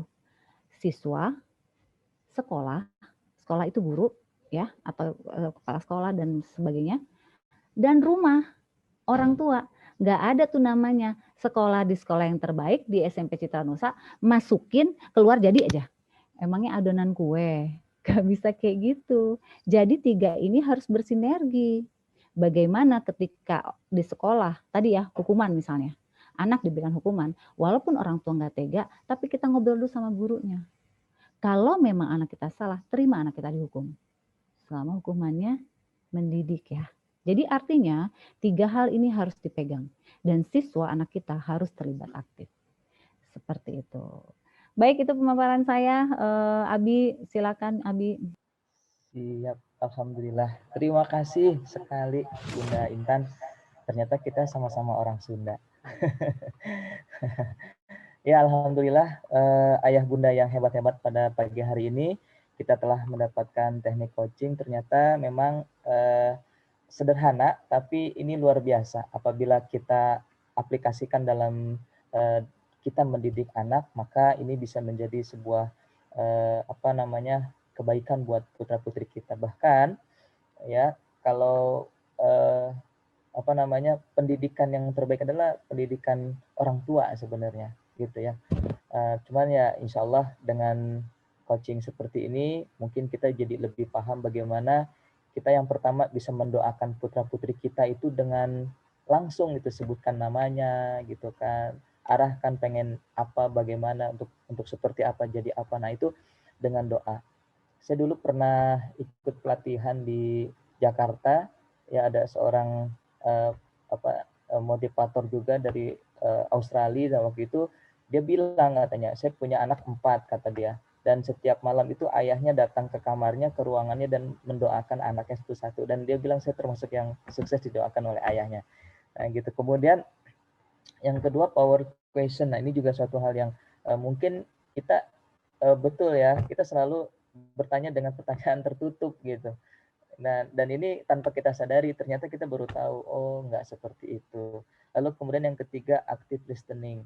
Nah ini juga sama, kadang-kadang kita lebih seneng ngomong tapi nggak suka dengerin gitu ya. Nah sekarang mungkin harus kita coba perlahan untuk bisa seperti ini. Baik ayah bunda yang hebat, dibuka termin pertanyaan yang pertama. 3 penanya dipersilahkan bisa langsung aktifkan mic-nya atau mengangkat tangan. Oh ini ada Avita, Mama D dan Eka Wahyuning. Mangga Ibu Bunda Avita dipersilakan untuk di-on-kan mic-nya. Bunda Avita. Oh tidak ada. Berarti Bunda Eka Wahyuning sudah angkat tangan ini. Ya, terima kasih. Assalamualaikum warahmatullahi wabarakatuh. Waalaikumsalam warahmatullahi wabarakatuh. Ini saya termasuk yang otoriter nih kayaknya nih, Bunda Intan ya. Jadi kalau anak-anak tuh kalau pagi, ayo bangun, ini sarapan, ayo makan, nih makannya. udah jam berapa, cepetan mandi. Kayaknya termasuk otoriter ya kayak gitu. Nah, jadinya ngerasa juga nih ternyata Bunda Intan bilang anak jadi nggak berdaya ya, nantinya jadi sulit mengaktualisasi ya jati dirinya dia. Jadi ketakutan juga nih Bunda Intan nih saya. Cuma sih saya nih anaknya ada 4, 3 laki-laki, yang 1 perempuan baru 1 tahun. Jadi mulai memperbaiki nih dikit-dikit nih yang ke wanitanya gitu kan. Nah, mungkin ada tips dari Bunda Intan nih untuk 3 anak laki-laki saya nih yang 13 tahun, 7 tahun, sama 4 tahun Bunda Intan gitu kan. Karena yang lebih Bunda Eka maaf, ya, videonya bisa di on kan Bunda Eka? Afwan, saya pakai nikob, lagi megang anak juga. Ya, tidak apa-apa, Mangga. Ya. Jadi mungkin mohon tipsnya nih buat 3 anak laki-laki saya gitu kan, untuk kedepannya, karena kan pengennya jadi anak yang sesuai dengan yang diinginkan ya, bisa berguna juga untuk yang lainnya, agama juga gitu kan, bisa jadi orang baik lah begitu. Cuma sayanya nih terlalu vokal loh Bunda Intan, jadi di rumah saya lebih vokal. Kalau introvert ya apa kalau nggak salah ya. Terus kalau suami tuh lebih diam, jadi dengerin saya dulu, oh iya gitu kan. Gimana Bunda Intan ini dibantu tipsnya? Baik, Terima terima kasih. kasih. Sama-sama Bunda Eka. Masya Allah Bunda Eka luar biasa, anak 4. Sama Bun, kita anak 4 Bun. Insya Allah Bun, 2-3 tahun lagi udah enak tuh Bun ya. Anak-anak udah agak gedean ya. Insya Allah. Iya, tapi yang pertama Bun, yang perlu dipahami adalah Masya Allah, adanya rasa sadar tadi itu menandakan bahwa Bunda Eka ingin merubah pola asuh gitu ya, seperti itu ya Bun ya. Dan tadi aku bilang bahwa, makanya kenapa aku bilang orang tua itu nggak ada yang sempurna, ya kan? Tapi kita bisa menjadi orang tua yang terbaik. Jadi ketika kita melakukan kesalahan dan kita merasa nih, Bunda Eka, kita merasa nih, saya tuh sering marahin anak saya tuh sering ngomelin, saya sering, kalau otoriter tuh biasanya ada nada tingginya juga. Jadi merintah tuh sambil, nah itu dia. ada ya Bun. Ya udah nggak apa-apa deh, nggak ada perbaikan ya Bun. Jadi gini, enggak, karena gini, kalau kita selalu menyesali, kita akhirnya nggak bisa move on. Nah ini bahaya, apalagi kita bunda. Bunda itu kan madrasahnya anak-anak, iya kan? Dan kita tiangnya, maka tiang harus kokoh. Maka tiang kalau terasa ada bocor, ada rapuh, kita harus memperbaiki. Perbaiki pertama gimana? Hilangkan dulu feeling guilty-nya kita, rasa bersalahnya kita. Caranya gimana? Minta maaf aja sama anak. Nggak apa-apa. Mungkin anak lupa ya. Di waktu yang sama? Boleh di waktu yang sama, boleh misalnya 1 per 1. Kan karakter anak beda ya. Nah mungkin kalau buat yang gede, beda semua ini. Nah mungkin kalau yang gede, enaknya Bunda pribadi, karena udah 13 tahun tuh, udah besar. Mungkin kalau yang kedua, ketiga kan itu tadi 7 dan 4 ya, gitu ya. Nah mungkin yang 7 bisa tuh Bun. Yang 7 juga bisa sendiri tuh. Nah kalau yang keempat sama yang ke-1 karena masih kecil ya, itu dia bisa berbarengan. Itu dia bisa berbarengan. Nah, sampai pada sasaran.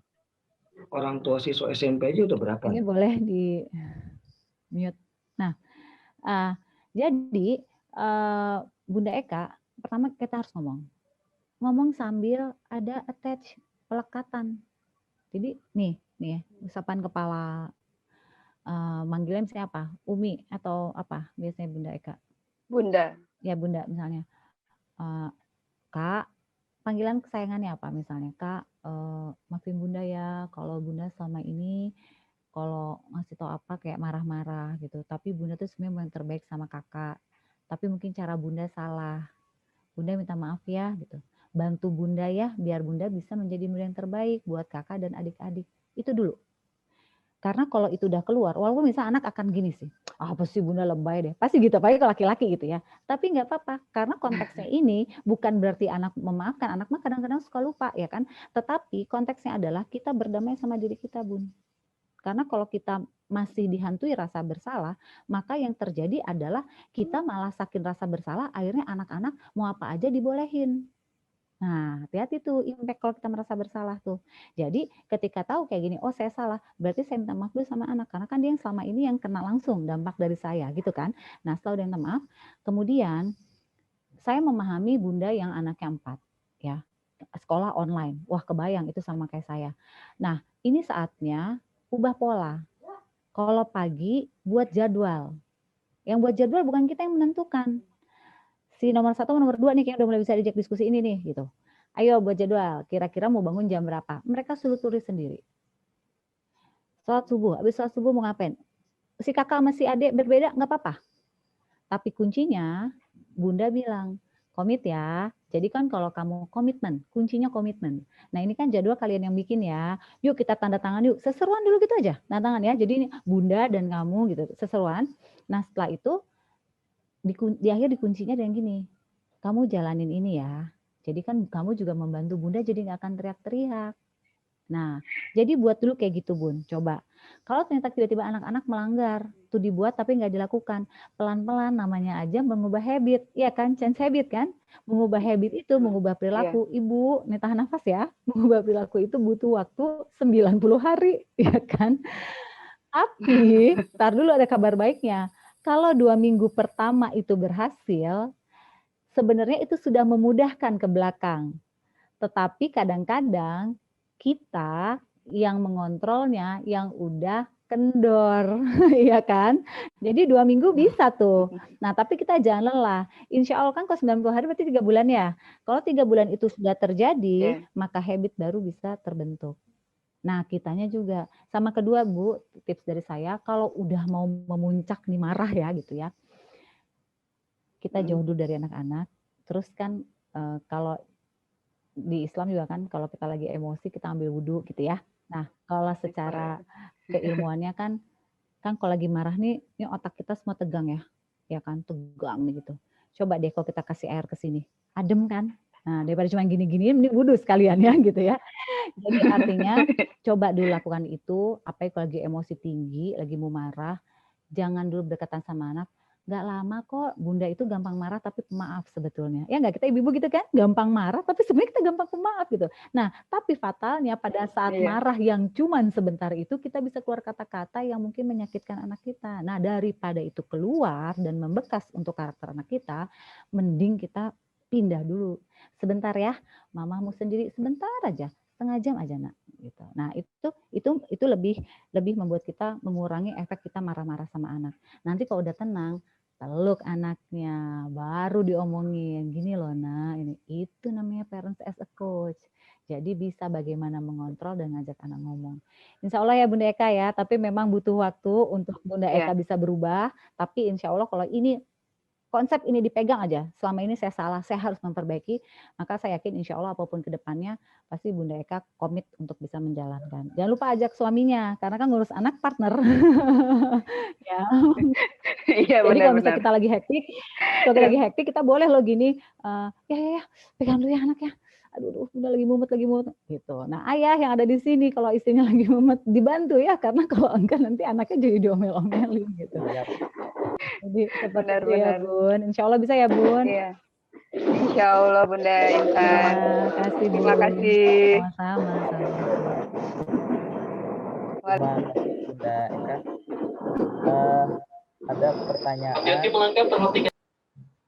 Ada pertanyaan dari Pak Alawi Sujana ini. Saya Pak Alawi Sujana mau bertanya bagaimana menyampaikan sikap empati pada anak kita yang di masa milenial seperti ini sangat sulit sekali menanamkan sikap empati. Nah, itu Bunda. Ya, PR emang ya. Ini PR generasi sekarang nih. Soalnya kalau lihat apa-apa bukannya nolongin malah senengnya di videoin dulu ya biar viral ya. Iya. Menumbuhkan empati itu konsepnya bukan dengan teori. Karena kan itu pelajaran kehidupan. Nah, jadi pelajaran itu ada 2 tuh. Ada pelajaran nilai yang di sekolah, sama ada pelajaran kehidupan. Mana yang lebih penting? Dua-duanya sama penting. Tapi kalau nilai ini bagus, tapi pelajaran kehidupan yang nggak maksimal, maka ilmu ini bisa berbaik tidak baik buat dirinya. Contoh, banyak yang melakukan korupsi orang-orang pinter. Iya nggak? Setuju ya? Gitu. Padahal dia tahu itu udah salah. Tapi kenapa dia melakukan? Jangan-jangan penanaman moral nilai hidupnya waktu kecil, konsep benar dan salahnya itu tidak maksimal. Jadi yang ditekankan hanya nilai yang bagus, nilai yang bagus, nilai yang bagus, nilai yang bagus. Hati-hati, jadi anak pintar tapi kalau nggak digabungin dengan karakter yang bagus, kepandaiannya takutnya nanti malah akan menjadi bumerang buat anak maupun buat kita. Nah, empati itu harus ditumbuhkan, harus. Apalagi kita punya mimpi besar, anak-anak kita harus jadi orang hebat di masa depan. Tapi jadi orang hebat tanpa empati, dia bisa menjadi pemimpin yang otoriter, ya kan? Menjadi pemimpin yang mungkin bisa akhirnya menzolimi bawahannya, itu bahaya gitu. Nah, gimana cara menimbulkan empati simpati? Kita orang tua harus mencontohkan. Karena untuk pelajaran kehidupan, itu anak melihat dari orang tua. Anak melihat, anak mendengar, anak merekam. Kemudian anak melakukan. Konsepnya itu ya, anak melihat, anak mendengar, anak merekam, anak melakukan. Jadi kalau anaknya mau empati, ketika misalnya ada orang minta-minta datang, kita pengen anak kita empati, maka kita berikan contoh. Kasih Nina, ke sana nak. Jangan-jangan saya pengen anak saya empati, tapi kalau ada orang minta-minta datang, nggak ada receh. Nih, gestur. Jadi nggak selaras antara kita mau anak kita empati, tapi pada kenyataannya kita mencontohkan tidak ada empati. Atau misalnya ada yang sakit tetangga, kita mau anak ini empati nih. Nah, kita nengok yuk. Atau misalnya kalau nengok takut lah ya masa sekarang, kita kirimin makanan yuk. Kan makanan nggak perlu yang mahal-mahal, iya nggak? Tapi ada proses yang diajak anak untuk ikut. Nah, proses inilah yang akhirnya merekam. Oh, orang tua saya tuh kalau ada orang sakit, dia mengirimkan makanan ya. Maka ketika ada temannya sakit, dia akan care otomatis. Kalau orang tua sering bersedekah, kemudian anak melihat prosesnya, maka itu akan menjadi konsep buat dia. Oh, berarti saya kalau punya rezeki, saya harus bersedekah. Karena ayah bunda saya seperti itu. Nah, untuk menumbuhkannya seperti yang tadi saya katakan. Anak melihat, anak mendengar, anak merekam dan melakukan. Jadi, ya kita harus melakukan itu. Jadi kita harus menunjukkan. Kita mau anak kita baik, tapi tanpa sadar kita tidak menunjukkan perilaku baik. Kita mau ini, tapi tanpa sadar kita kalau marahin orang lain, kita marah-marah. Atau nadanya tinggi. Nah ini kan dicontoh, apalagi buat anak-anak yang masih kecil-kecil tuh ya, yang usianya masih di bawah 7 tahun, itu merekam konsep itu. Oh berarti kalau saya nggak suka sama orang, marah aja. Karena ayah atau bunda kalau nggak suka sama orang juga marah-marah. Jadi kalau ada teman saya ngeselin saya marah. Jadi kalau ada guru saya nyebelin saya lawan aja. Konsep. Nah jadi artinya menimbulkan empati, menimbulkan simpati, menumbuhkan moral, menumbuhkan adab, itu semua adanya di rumah. Sekolah membantu. Nah gitu ya. Jadi insya Allah itu bisa. Dan ingat, bukan berarti nggak bisa. Bisa. Sekolahnya mau di mana? Mau di luar negeri, mau di Amerika, mau silahkan, mangga silahkan. Tapi kalau anak itu udah punya konsep, ketika kembali, dia tetap memegang culture. Jadi bukan jadi anak Indonesia yang ke Amerika-Amerikaan. Ada ya anak sekolah keluar negeri pulang, kayak hilang tuh sisi Indonesianya tuh ya kan. Tapi ada juga anak sekolah keluar negeri, bertahun-tahun di luar negeri, balik, aduh Gusti, pada dia di luar negerinya udah 5 tahun ya, udah 10 tahun ya. Kok orang tuanya bener-bener ya masih nih konsep waktu di usia-usia sekarang. Gitu. Nah itu adalah pelajaran kehidupan yang nggak ada teorinya di buku, tapi harus kita ajarkan kepada anak-anak. Seperti itu Abi jawabannya. Baik, untuk Bunda Pak Alawi. Ya, alhamdulillah ini banyak lewat chat.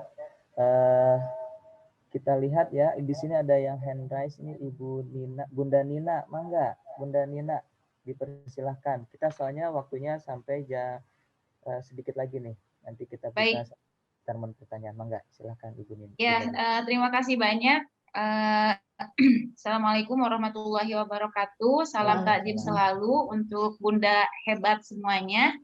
Buat Mas siapa nih, Mas atau Bapak ini? Abi. Oh Mas Abi, ya.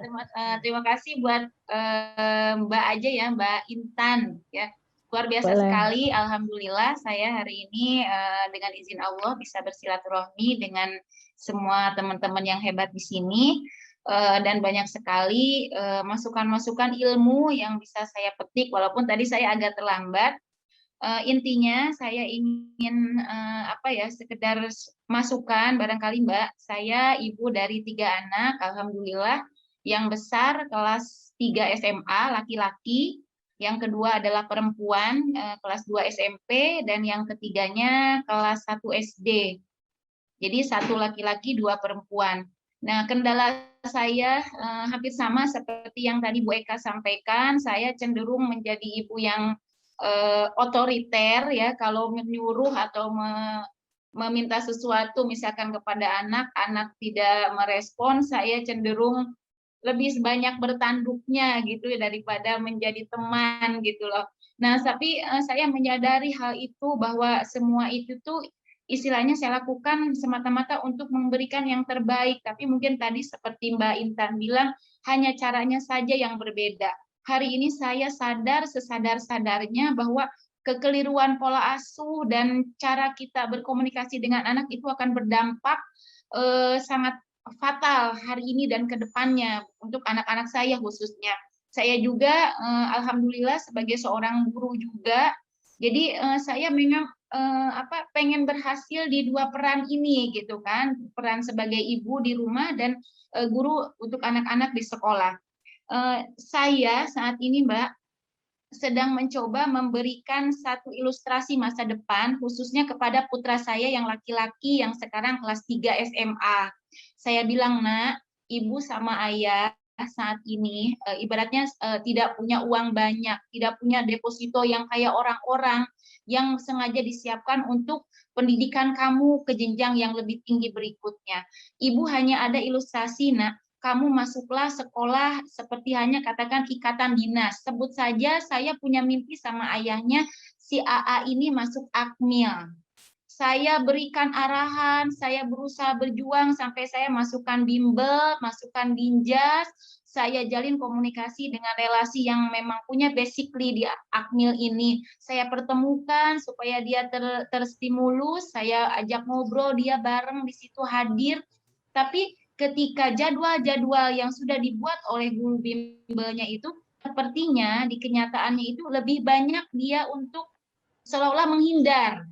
Wallahu a'lam dia memang lelah atau capek atau memang itu bukan passionnya dia, sehingga yang ada tiap kali dia harus berangkat pasti kita perang dulu, pasti konflik dulu, sampai adu mulut dari A sampai Z gitu kan. Dan itu selalu begitu sampai akhirnya saya mentok dengan ayahnya, ya udahlah saya udah Bunda capek, bisa terserah ke kamu ibu-ibunya ngapain. langsung, Bunda, Ya, maaf, Bunda itu Nina bisa ke bagaimana ibu-ibunya langsung. bagaimana Mbak saya menyikapi hal itu, apakah saya memang terlalu memaksa atau tidak. Demikian, terima kasih. Mohon maaf kepanjangan dari Nggak hati apa. banget. Assalamualaikum warahmatullahi Iya. wabarakatuh. Waalaikumsalam warahmatullahi wabarakatuh. Baik, mangga. Bunda. Waalaikumsalam. Ya, baik. Bunda Nina, pasti orang tua mau yang terbaik buat anaknya ya. Nggak ada yang nggak mau yang terbaik itu pasti. Tapi kita gini, kan tadi Ibu juga sepakat ya bahwa kalau mau yang terbaik caranya salah, takutnya salah ya. Dan mungkin siapa tahu sekarang sudah salah gitu ya. Nah, harus perlu dipahami bahwa apakah kita ingin yang terbaik buat anak kita atau kita hanya ingin anak meneruskan mimpi kita. Nah, hati-hati nih. Saya pernah kejebak posisi itu Bunda Nina. Dulu itu orang tua saya nyuruh saya jadi dokter, saya nggak mau. Akhirnya saya mau psikolog gitu ya. Ketika akhirnya saya udah gede, kenapa saya nggak jadi dokter aja ya? Gitu. Saya membrainstorming nih anak saya, ya jadi dokter ya nak, jadi dokter ya nak. Tapi anak saya nggak menunjukkan minat ke sana. Ke yang pertama nih, nggak menunjukkan minat.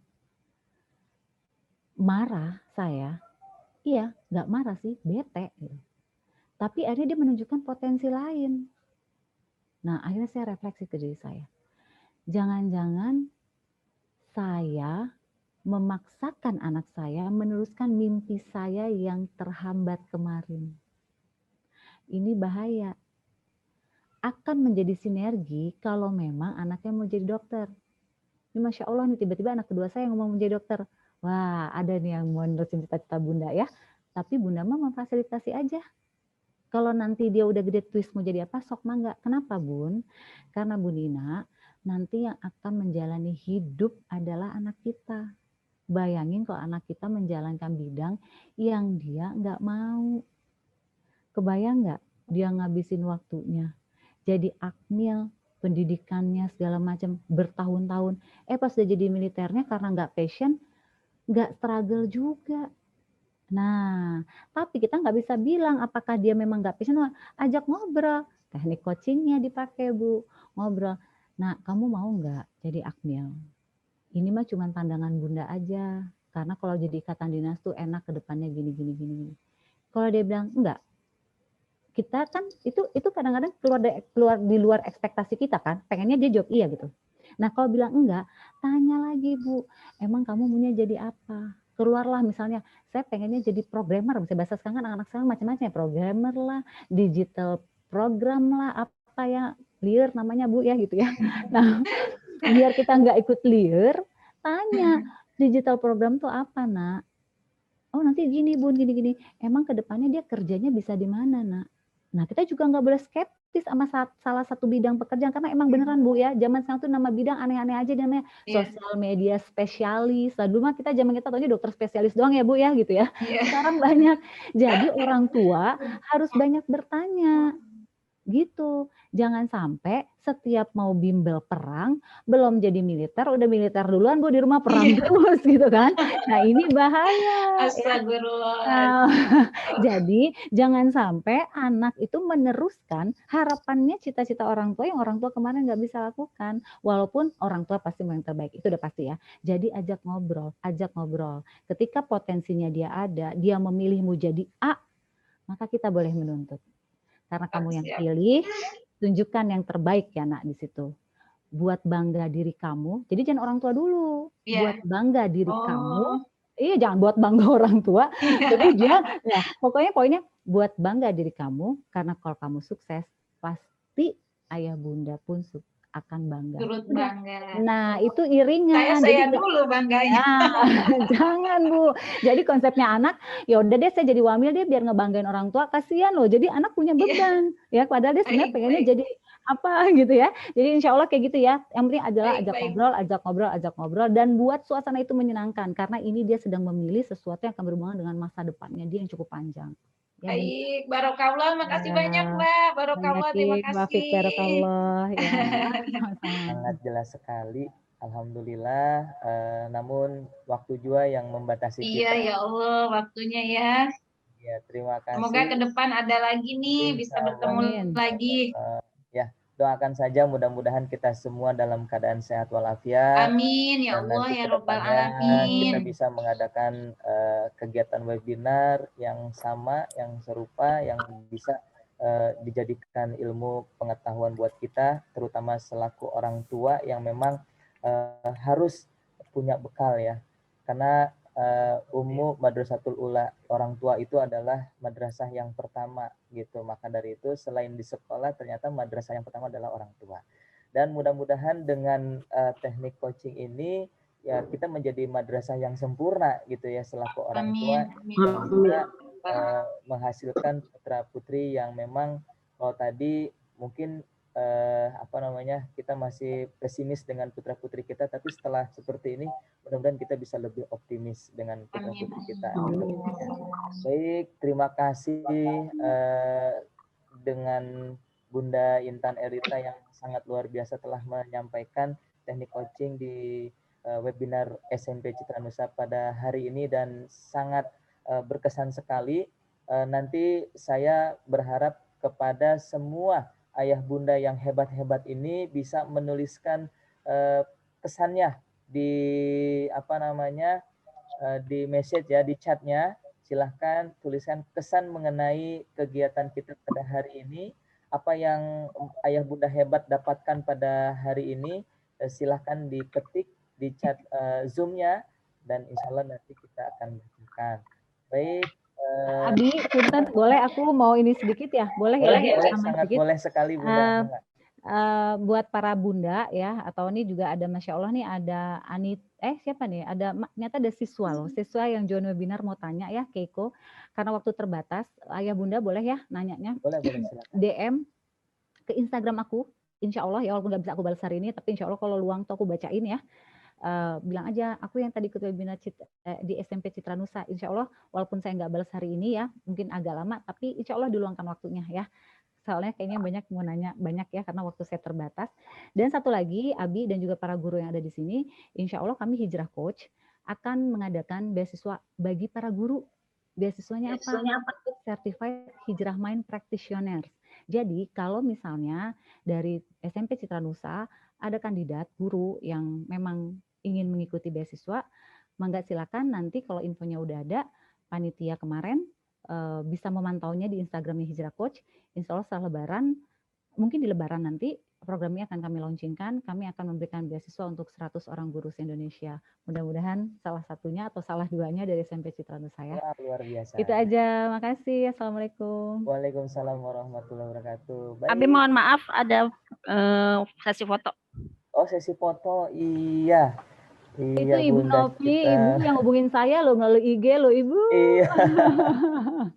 Itu dia ya. Baik, Ayah Bunda yang hebat, silahkan dihidupkan kameranya, videonya. Kita akan sesi foto bersama ya dengan Ayah Bunda hebat pada hari ini. Silahkan boleh bergaya dengan gayanya masing-masing. Ya boleh begini gitu ya, apapun lah. Yang terpenting, iya hari ini insya Allah kita bahagia, kita mendapatkan ilmu yang luar biasa dari Bunda Intan Erlita, dan mudah-mudahan ini menjadi amal jariahnya Bunda Intan Erlita untuk beliau, dan mudah-mudahan kita semua juga bisa mengaplikasikannya di dalam mendidik putra-putri kita di rumah, karena memang masih di rumah nih, baru mau akan tatap mukanya mungkin pasca Lebaran gitu ya, itu pun masih uji coba gitu. Nah untuk hari ini alhamdulillah, mudah-mudahan di bulan Ramadan ini kita bisa nanti ya beberapa hari lagi kita masuk di bulan Ramadan, nanti kita bisa mencoba gitu ya mengcoaching putra-putri kita dengan teknik yang tadi sudah kita dapatkan pada hari ini di webinar SMP Citra Nusa ini. Baik, gimana Ibu Novi, sudah di fotonya? Kita ada 5 layar. Jadi kita ambil 5 kali itu ya, foto ya. Oh, 5 kali foto. Oke, kalau sudah kabar-kabarin. Iya, siap. Yang layar pertama semuanya harus senyum. Senyum, iya, senyum simetrisnya. 1, 2, silakan. 3. Oke, layar kedua. Oke, terima kasih Bu Novi ya. Nanti kita akan ada doa penutup yang insya Allah akan layar ketiga oleh Pak Budi Prasetyo. Iya.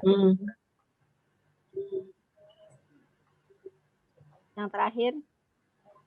Boleh sambil kita foto, boleh menuliskan kesannya selama mendapatkan ilmu di materi webinar kita pada hari ini. Disilahkan diketikkan di chatnya saja apa kesannya. Terima kasih buat webinar parenting dari Marsha Leoni. Alhamdulillah webinarnya sangat bermanfaat banget. Dari M. Kusnul, dari Bunda Asriwi Astuti, banyak ilmu yang kita dapat. Wah, luar biasa. Banyak ilmu yang kita dapat dari webinar ini. Semoga kita sebagai orang tua bisa lebih mantap dalam mendidik anak-anak kita. Wah, keren. Ya, alhamdulillah ini luar biasa. Panjang-panjang. Sudah selesai, Abi, sesi fotonya. Selesai. Oke, terima kasih Bu Novi. Baik. Alhamdulillah kita sampai ke sesi terakhir di dalam webinar kita kali ini. Mari kita tutup dengan doa terbaik kita yang insya Allah akan dipimpin oleh Bapak Budi Prasetyo kepada Bapak Budi. Silakan. Bismillahirrahmanirrahim. Assalamualaikum warahmatullahi wabarakatuh. Waalaikumsalam. Salam sejahtera bagi kita semua. Baik Bapak Ibu sekalian, kita minta pertolongan kepada Allah Subhanahu wa taala, Tuhan yang Maha Esa, agar diberikan hidayah, kesuksesan, keberkahan, kesehatan, dan segala kebaikan bagi keluarga kita semua. Amin ya Allah ya rabbal alamin. Kepada Bapak Ibu yang non muslim, silakan sesuai dengan keyakinannya masing-masing. Mari kita beristighfar kepada Allah Subhanahu wa taala. Astaghfirullahaladzim. Astaghfirullahaladzim. Astaghfirullahaladzim. Al-Fatihah. A'udzu billahi minasyaitonir rajim. Bismillahirrahmanirrahim. Alhamdulillahirabbil alamin. Ar-Rahmanir Rahim. Maliki yaumiddin. Iyyaka na'budu wa iyyaka nasta'in. Ihdinas siratal mustaqim. Siratal ladzina an'amta 'alaihim ghairil maghdubi 'alaihim waladdallin. Amin. Alhamdulillah ya Allah ya ma'bud. Allahumma shalli ala Muhammad wa ala ali Muhammad kama shallaita ala Ibrahim wa ala ali Ibrahim wa barik ala Muhammad wa ala ali Muhammad kama barakta ala Ibrahim wa ala ali Ibrahim fil alamin innaka Hamidum Majid. Alhamdulillahi rabbil alamin. Ya Allah ya Rahman ya Rahim ya Malik ya Kudus ya Salam. Allahumma ighfiril mu'minina wal mu'minat wal muslimina wal muslimat al ahya'i minhum wal amwat. Ya Allah ya Tuhan kami, ampunilah segala dosa dan kesalahan kami. Sesungguhnya Engkaulah Tuhan yang Maha Pengampun lagi Maha Penyayang. Ya Allah ya Tuhan kami, ampunilah dosa-dosa kami. Berilah kami petunjuk ya Allah, petunjuk yang jelas untuk mendidik anak-anak kami. Ya Allah ya Tuhan kami, Allahumma ighfir lana wa liwalidayna warhamhuma kama rabbawna shighara. Ya Allah ya Rabb kami, ampunilah dosa kedua orang tua kami, kakek nenek kami. Kasihilah mereka berdua sebagaimana mereka berdua mengasihi kami di waktu kecil. Kasihilah mereka berdua sebagaimana mereka berdua mengasihi kami di waktu kecil. Ya Allah ya Tuhan kami, untuk orang tua kami yang telah wafat, untuk kakek nenek kami yang telah wafat, rahmatilah mereka, ampunilah segala dosa dan kesalahannya. Rabbana zalamna anfusana wa illam taghfir lana wa tarhamna lanakunanna minal khasirin. Ya Allah ya Tuhan kami telah menganiaya, menzolimi diri kami sendiri. Maka terimalah taubat kami. Ya Allah ya Tuhan kami, berikanlah kami kekuatan, daya upaya, ikhtiar yang kuat dan tawakal kepadamu untuk mendidik anak-anak kami. Sesungguhnya anak kami memiliki potensi-potensi yang besar yang Engkau telah berikan. Maka permudahkanlah jalan kesuksesan mereka di dunia dan di akhirat. Rabbana atina fid dunya hasanah wa fil akhirati hasanah wa qina adzabannar. Ya Rabbana, berikanlah kami kebaikan di dunia serta di akhirat, serta jauhkanlah kami dari siksa api neraka. Rabbana atina fid dunya hasanah wa fil akhirati hasanah wa qina adzabannar. Subhana rabbika rabbil izzati amma yasifun wa salamun alal mursalin walhamdulillahi rabbil alamin. Assalamualaikum warahmatullahi wabarakatuh. Waalaikumsalam warahmatullahi wabarakatuh. Terima kasih pada semuanya dan mudah-mudahan doa-doa kita dikabulkan Allah Subhanahu wa taala. Baik ayah bunda yang hebat pada hari ini, terima kasih kita nembus sampai tadi 100 sekian ya. Saya nggak lihat tuh lebih dah pokoknya.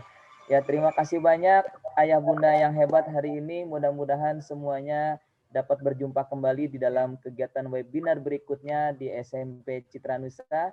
Dan sekali lagi, apabila ada kata-kata yang salah, mohon dibukakan pintu maaf yang selebar-lebarnya.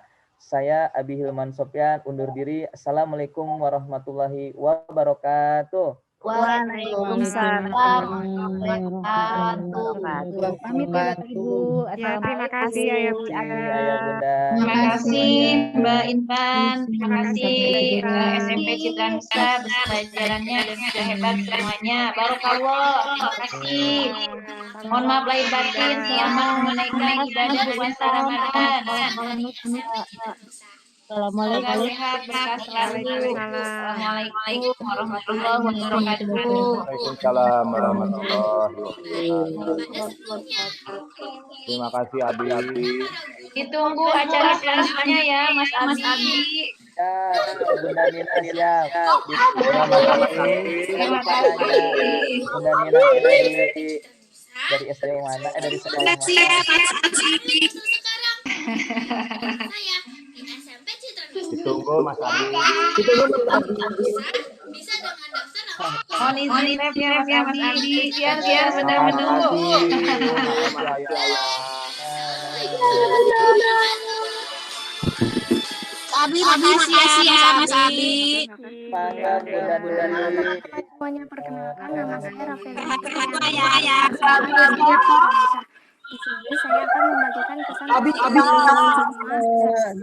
Udah Betty, terima kasih. banget untuk belajar, asik banget, teman dan gurunya juga baik-baik banget, asik. Makasih Mas Abi. Kalau belajar menyenangkan, selain mendapatkan pengalaman Terima baru. kasih Mas Abi.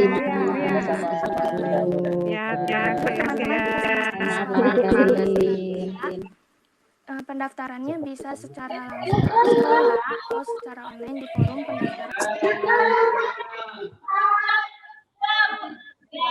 Ya, MC Ustaz Gujal Alawi yang sudah hadir. Terima kasih Bunda. Terima kasih kamu. Khairil Haq, terima kasih. Sami-sami Mas Abi. Mas Abi jangan lupa ya follow kita ya. Iya, Bunda Betty, nanti di follow. MG. Abi. Ya Bunda Ida, terima kasih. Bunda. Itu kan fotonya Bunda Inta. Andri. Fotonya Bunda Inta. Terima kasih Mas Mul. Oke, kita mau close dulu ya.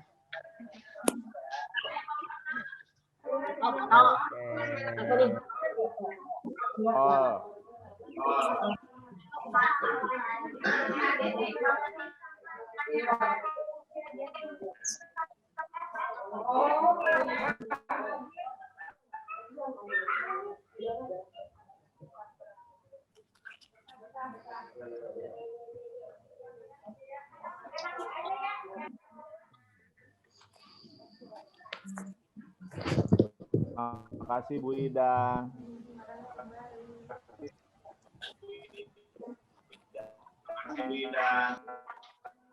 Aduh, Abi, aduh mantep. Sholat ya.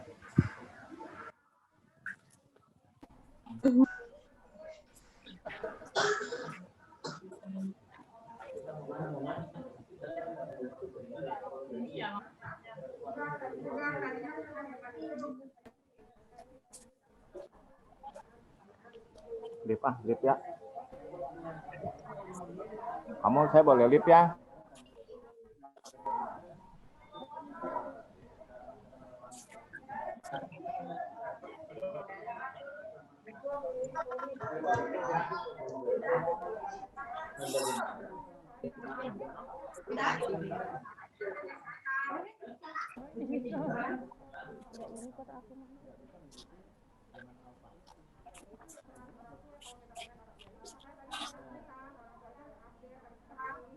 Jadi beda sebulan. Bapak Ibu bisa brief.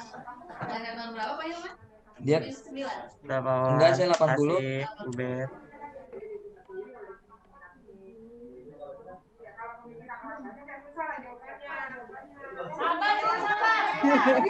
Kasih Pak Karel.